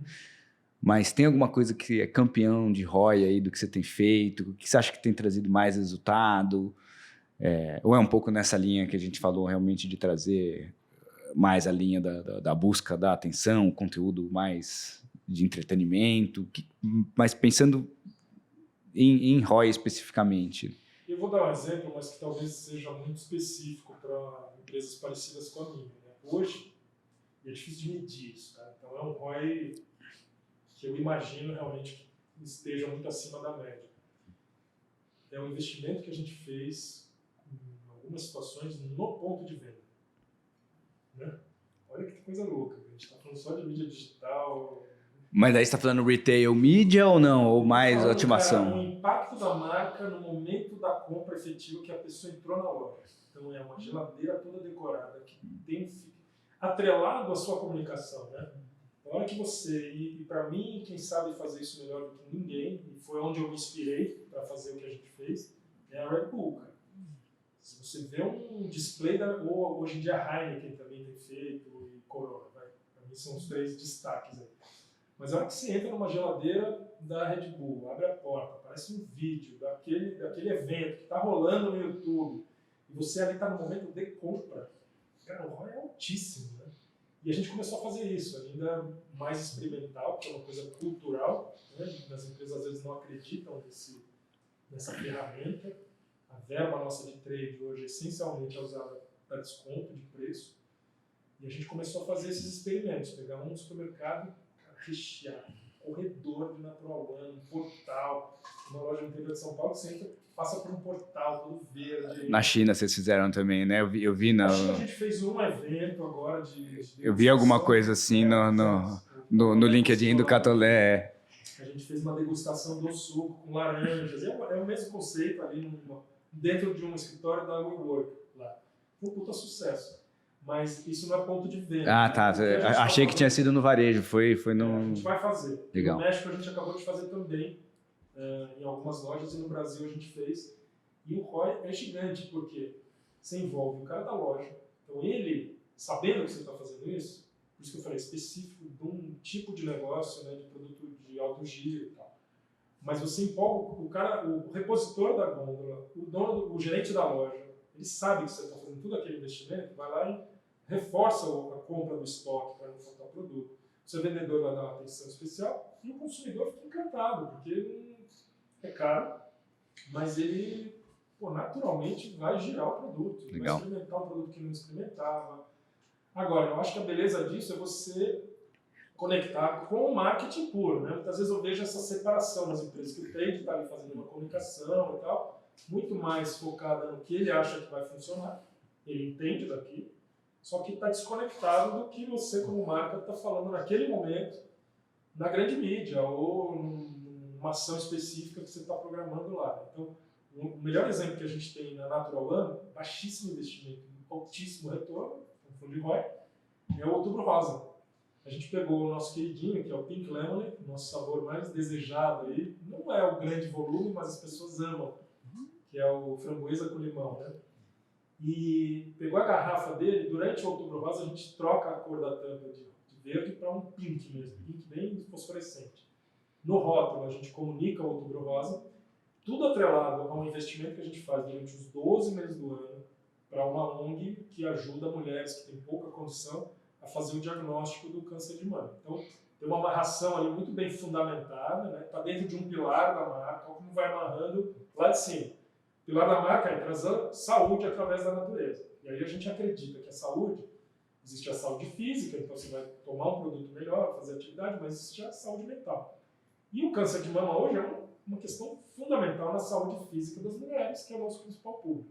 A gente resolveu atrelar tudo isso numa forte campanha. Excelente. De Outubro Rosa. E o ponto de venda, cara, baixíssimo investimento, que a cor da tampa vira uma ilha destaca, cor de rosa, né? Pink. Destaca. Se empolga porque ele vê que destaca, o comprador da loja destaca. Aí a gente fez um concurso com os vendedores e promotores para fazer um merchandising diferenciado. E está atrelado com a campanha que a gente está no ar ao mesmo tempo rodando. Então, o ROI disso realmente triplica. E olha que interessante, né? Não deixa de ser também a busca pela atenção do consumidor. Isso. Só que aí, em vez da tela, a gente está falando do varejo, né? Pum, você olhou, destacou. No mínimo, você fez a pessoa olhar ali para daí... Ela pode tomar a decisão de comprar ou não, mas que você chamou a atenção, não passou batido, pode ter certeza que não passou. Muito legal. Falando aqui de alocação de recursos agora, que acho que também é uma pergunta legal, e essa é uma que não tem muito consenso, eu já ouvi de tudo aqui, né? Você acha que tem um... Claro que a gente tem variantes, né? A gente sabe disso, mas você acha que tem um percentual ideal de distribuição de verba entre o que está mais numa camada de awareness, o que está mais numa camada de conversão? Você acha que tem essa divisão? Como é que você costuma trabalhar? E para mim, teria que sempre estar muito baseado no contexto, né? Na situação ali da marca. Tanto no momento que a marca está, você está lançando uma marca do zero, é uma distribuição. Você tem uma marca já estabelecida, que você precisa defender market share da concorrência, é outra distribuição. Então, assim, existe a distribuição ideal, existe, mas não é uma distribuição ideal para qualquer caso. Depende de cada caso, em que momento eu estou, eu preciso entender. Então, se eu estou lançando uma marca, eu preciso fazer ela ficar conhecida, eu preciso criar awareness. Então, a minha fatia de distribuição da verba para ações que gerem awareness de marca tem que ser grande. Se o produto for mega diferenciado, eu tenho que explicar o que ele é, também não adianta só fazer awareness Você ainda ali um pouco Total. o que esse iPhone tem de tão diferente? Eu preciso dar uma explicadinha ali. A não ser que a minha marca, né, como esse exemplo, seja tão incrível que já as pessoas nem precisam disso. Então, cara, vai depender muito daquele momento. Mas dentro daquele momento, eu acho que tem uma divisão ideal, sim. E esse, em essência, deveria ser mais equilibrado, né? Então, todo o trabalho de construção de marca deveria ser meio a meio com o trabalho de performance, 50-50. geração de volume e tal. Legal. Esse é o teórico que não vai acontecer raramente. Claro. Porque, de novo, a EDS fala que situação você está, qual o momento da marca, que indústria você está, como é que você se insere, né, na concorrência, o que você precisa para o negócio. E aí volta também para aquela visão de negócio. Eu não posso ter isso tão estanque que eu não seja flexível a ponto de entender o que o meu business está precisando naquele ano, naquele semestre. E me adaptar a isso e jogar o jogo. E defender o que eu acredito lá dentro. Então, cuidado também, não estou dizendo aqui que o marqueteiro tem que ser né, se submeter completamente às outras áreas e fazer o que o negócio está precisando. Eu estou dizendo que ele precisa entender do negócio. E ele precisa trazer argumentos consistentes para defender aquele ponto de vista dele, a ponto de que o que ele está defendendo vai ajudar o negócio, não só ali a área dele e fazer o currículo dele ficar mais bonito porque ele fez uma mega campanha. Muito bom, muito bom. Falando agora sobre liderança, né? Você que já deve ter liderado aí dezenas de profissionais, times de marketing, né? Hoje a gente está falando aí de global, você está liderando gente no mundo inteiro. Essa é uma pergunta que são duas em uma aqui, né? Primeiro, o que você espera de um bom profissional de marketing, quando você vai contratar alguém? O que você prioriza? Até como dica aí para quem está nos ouvindo, que tipo de atributos, sejam atributos mais comportamentais, sejam mais técnicos, né? Mas o que você busca hoje para um profissional de marketing para o seu time? E como que é o seu estilo de liderar esses profissionais, né? Como você se organiza, como você é um cara mais delega mais, centraliza mais, como é que funciona aí o seu meio de gestão, para inspirar também os futuros líderes de marketing ou quem está começando aí agora numa coordenação, uma gerência, quer dicas aí de quem já trilhou aí muitos anos de liderança em marketing. E para mim a coisa mais importante é o famoso brilho no olho. Eu vivi muito isso sendo avaliado por investidores. Eu tive que entender como é que funciona a cabeça desses caras para eles se interessarem em investir no meu negócio. Eu descobri que mesmo os caras sendo aqueles caras super analistas, cartesianos da Faria Lima, do fundo de investimento, o que ele no final usa para tomar a decisão mais importante ali é o brilho no olho do empreendedor. Desse jeito que eu olho para um candidato que vai vir trabalhar na minha empresa. Primeiro, se o olho dele brilha pelo negócio da Natural One, então ele está vindo apaixonado por este negócio, né? Do jeito que a gente depois vai ter que trabalhar horas e horas, finais de semana, em momentos pico, menos pico. Eu preciso dessa pessoa realmente ali, comprada na causa. Ele está comprado na nossa causa, ele é um cara que vai se envolver. E ele como pessoa, é uma pessoa que vai se apaixonar pelo que ela faz, né? Porque muitas vezes a parte técnica, ela não vai ter 100% completo, né? Nesse mundo tão mutante que a gente vive a cada minuto, a cada 6 meses, a inteligência artificial está revolucionando o que a gente faz. Você está vendo isso mais que a gente, né? Hoje eu corto meus vídeos com o tal do Opus Clip. Opus Clip, caramba. É o que a gente usa aqui, é o que a gente usa no podcast. Todas as pílulas nossas de Instagram, de shorts, vem tudo do Opus Clip. E eu, quando comecei a fazer vídeo, eu gastava meia hora para cortar um clipe de 1 minuto. Hoje é assim. Então, assim, realmente, o lado técnico, cara, se a pessoa tivesse brilho no olho, eu tenho um exemplo lá, que eu sou apaixonado pela Williane, que é a nossa menina do marketing lá. Ela veio com um apetite de aprender. E a primeira coisa que eu falei para ela foi, Williane, como é que tá seu inglês? Você precisa ter inglês. Dia seguinte, eu me inscrevi no curso, estou fazendo isso. Sabe, assim, essa fome de querer aprender, para mim vale muito mais do que o que ela já sabe. Total. Porque talvez o que ela saiba não vai me adiantar Sim. muito. Talvez Daqui a adiante 6 meses já está o óculos obsoleto. É obsoleto. E aí o que adianta eu trazer uma pessoa tecnicamente super capaz, que resolveu um case ali, né? Porque a gente faz essa coisa formal, cara, eu não dou muita bola para isso, sou um cara muito pouco encaixotado. Isso até me atrapalha às vezes no mundo mais corporativo, mais de processos, né? O lado criativo puxa mais. Mas eu sou muito esse cara que entendo que uma pessoa muito afim, ela vai se adaptar. E hoje você tem acesso, né, cara? O que você tem mais é acesso à informação. Você abre o YouTube, você aprende um negócio em pouco tempo. Abre um chat GPT, a Uli faz cartas escritas em inglês para a China, sem saber falar inglês, é perfeito. E se comunica. Então, talvez até o próprio inglês que eu fiquei, claro, na parte verbal não vai precisar, mas sabe, não é um gap que hoje está atrapalhando Sim, a nossa relação. Está mais China, fácil, com o né? Canadá, por ela não ter o inglês perfeito. Hoje em dia Legal. tem até a inteligência artificial que já vai traduzindo simultaneamente, né? Eu usei o meu app lá na China agora. Ele não funciona tão bem. Mas vai chegar lá em breve, né? Mas é isso, então eu acho que é muito essa conexão com os valores da empresa, o brilho no olho e entender também, cara, que hoje as grandes empresas, principalmente, elas estão numa desvantagem muito grande para atrair esses talentos mais jovens.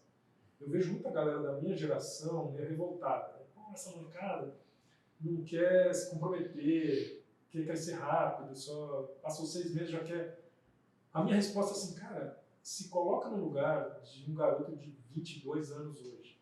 A chance que ele tem, a possibilidade, o leque de oportunidades que ele tem de ganhar dinheiro, coloca uma carreira numa grande empresa como uma Nestlé, talvez na posição 9, cara, de 1 a 10. O cara, o amigo dele, abriu um canal do YouTube, tá vendendo um produto do, sei lá, do chutando, entendeu? Sim, sim. Mas hoje o cara pega, começa a importar cosmético do quarto dele, joga no canal ali no Mercado Livre, faz uma puta campanha e começa a ganhar mais dinheiro do que você vai ganhar aos 30. Então, como você, como multinacional, formal, vai atrair essa galera? Se você não tiver essa flexibilidade, esse olhar para entender que eles têm essas oportunidades, você vai ficar ali, né, o tempo inteiro frustrado tentando atrair esse público. A gente precisa ser muito mais atrativo. E eu acho que a gente está longe de entender como tornar essas empresas mais atrativas, inclusive nós aqui, Natural One. A gente fica repensando nisso. É um desafio que eu tenho aqui também. Todo mundo que acho que lida com jovem hoje em dia tem esse desafio.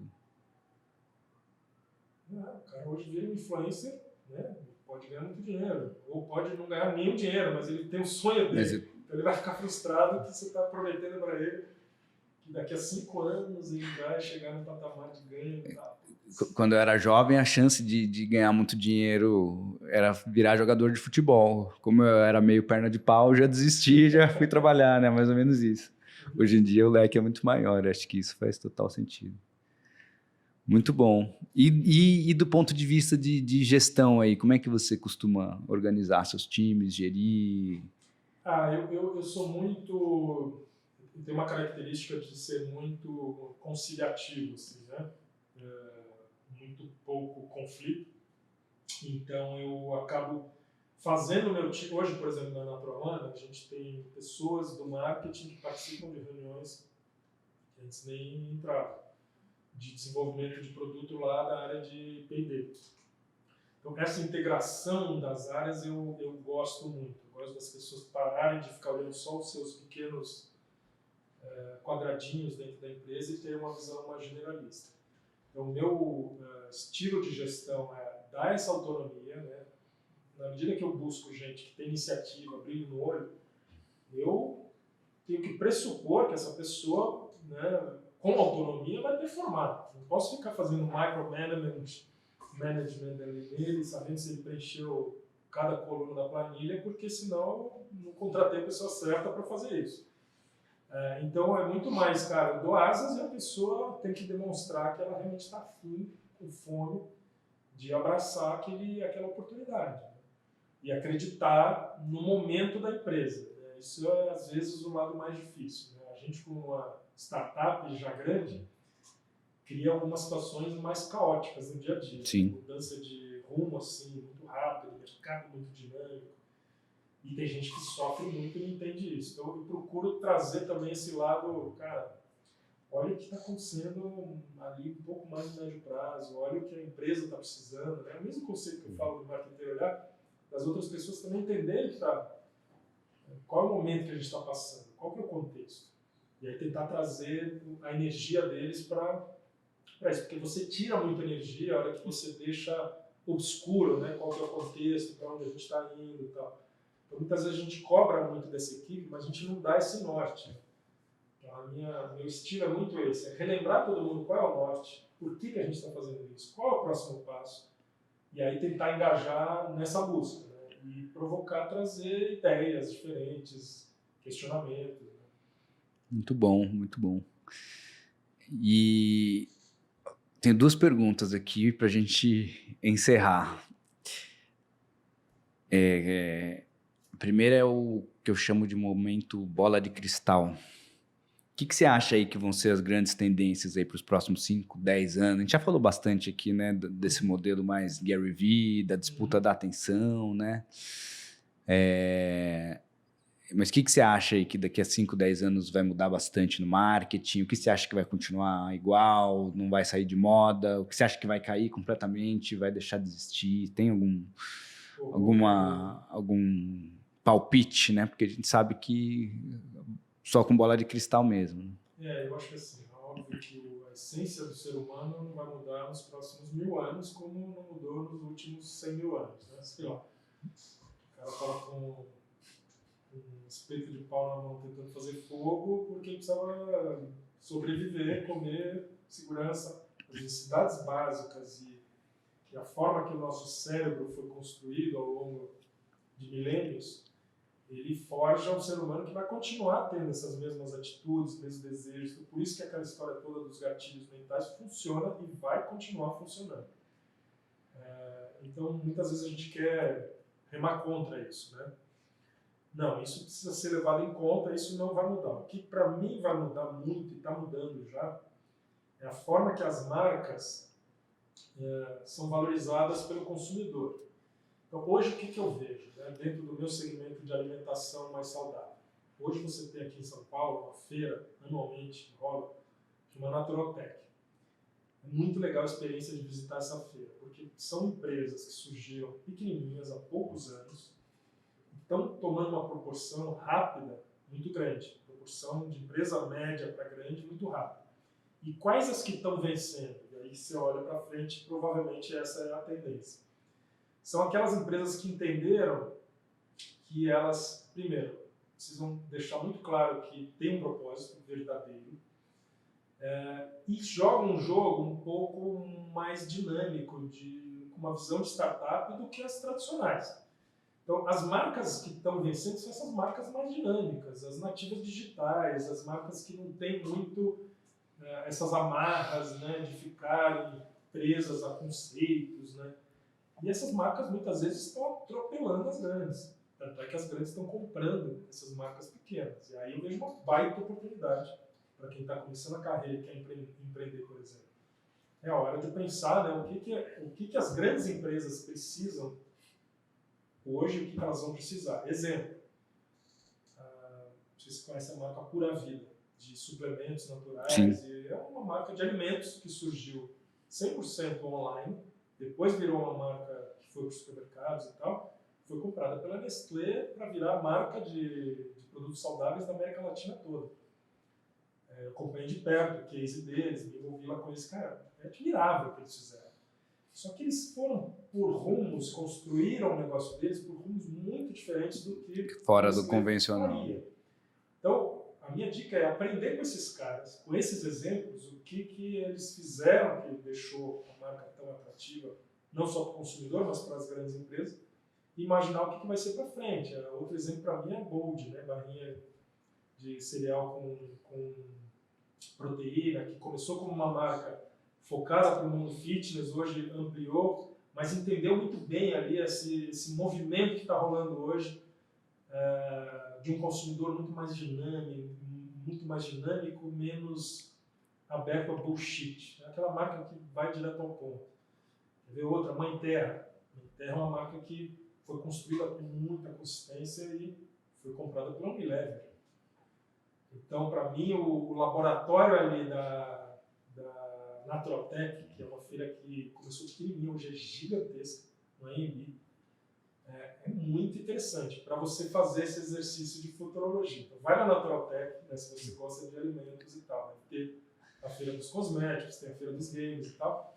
E olha o que as pequenas que estão se destacando estão fazendo. Esses caras meio que estão ditando o que vai ser tendência para os próximos anos. É como eu acredito. Eu olho muito de perto essa galera. Do jeito que eu olhei a Natural One quando ela começou, entendeu? E foi tendência, né? E muita gente não enxerga isso, porque você está querendo enquadrar essas marcas em padrões dentro daquilo que você considera como sendo padrões aceitos, estabelecidos. Esse mercado está mudando muito rápido, né? Então, tenta observar essas nuances de como uma Pura Vida surgiu do nada, como uma Bold está crescendo e outras marcas. Muito bom, muito bom. Pergunta final aqui. É a pergunta que eu chamo de a dica de ouro. Opa. Imagina tudo que você viveu aí na sua carreira, todos os lugares que você trabalhou, os chefes que você teve, as pessoas que você liderou. Que se você tivesse que extrair de tudo que você viveu, uma única dica para falar para o pessoal que está nos ouvindo aqui, seria uma grande verdade aí que você descobriu ao longo da sua carreira, para a gente fechar aqui com chave de ouro. Qual seria essa dica de ouro do Gustavo Simpson? Cara, é a dica que meu pai me deu quando eu tinha 14 anos e não muda até hoje, que é uma palavra, fome. Quando você tem fome, e a fome de várias coisas, né?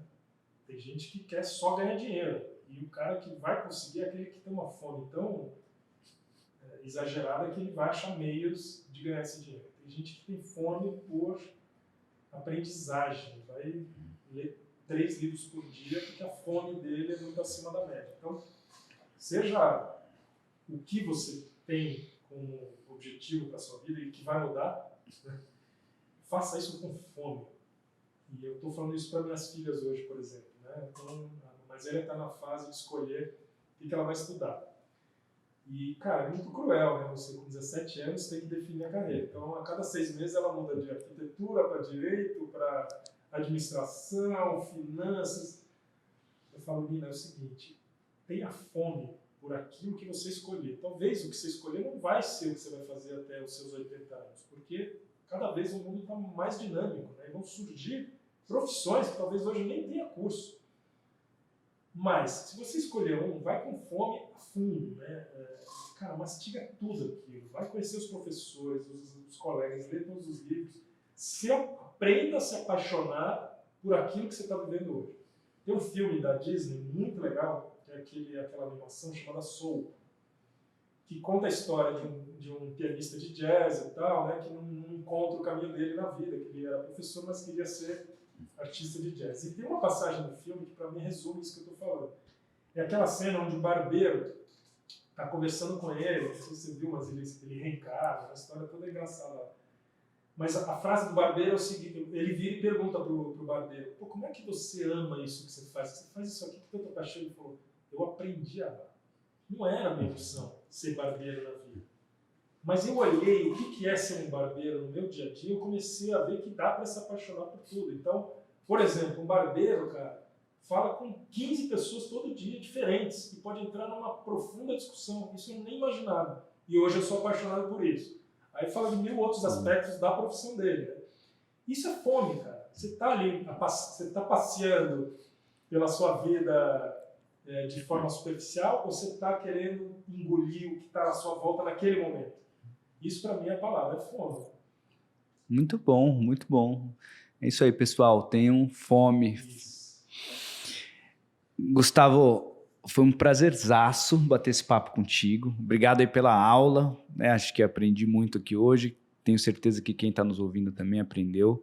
Você quer deixar mais uma vez aí os seus canais, o pessoal que quer ouvir mais aí do Gustavo, onde te encontra, né? Você publica ali conteúdos no LinkedIn. Passa aí de novo pro pessoal os seus canais. Sim, você tem o nome aí, né, no card, mas Eu acho que qualquer rede se encontra hoje, né? LinkedIn eu falo mais com esse público. Eu acabo replicando muito o conteúdo em todas as redes, mas o meu objetivo é para quem tem vontade ou já está empreendendo e quer fazer isso construindo marca, porque, na minha opinião, quando você constrói uma marca, o seu negócio vai valer mais dinheiro depois. Seja para você querer vender ele ou lucrar e não vender. Então, me procure lá no Instagram, no LinkedIn, no YouTube, pelo meu nome que encontra. Show de bola. Pessoal, obrigado pela audiência e obrigado eu, né, cara? Pô, até a próxima. Legal aqui o projeto de vocês. Não, pô, eu fico feliz. Eu tô felizão porque você já falou que maratonou aqui o podcast, já fez muito.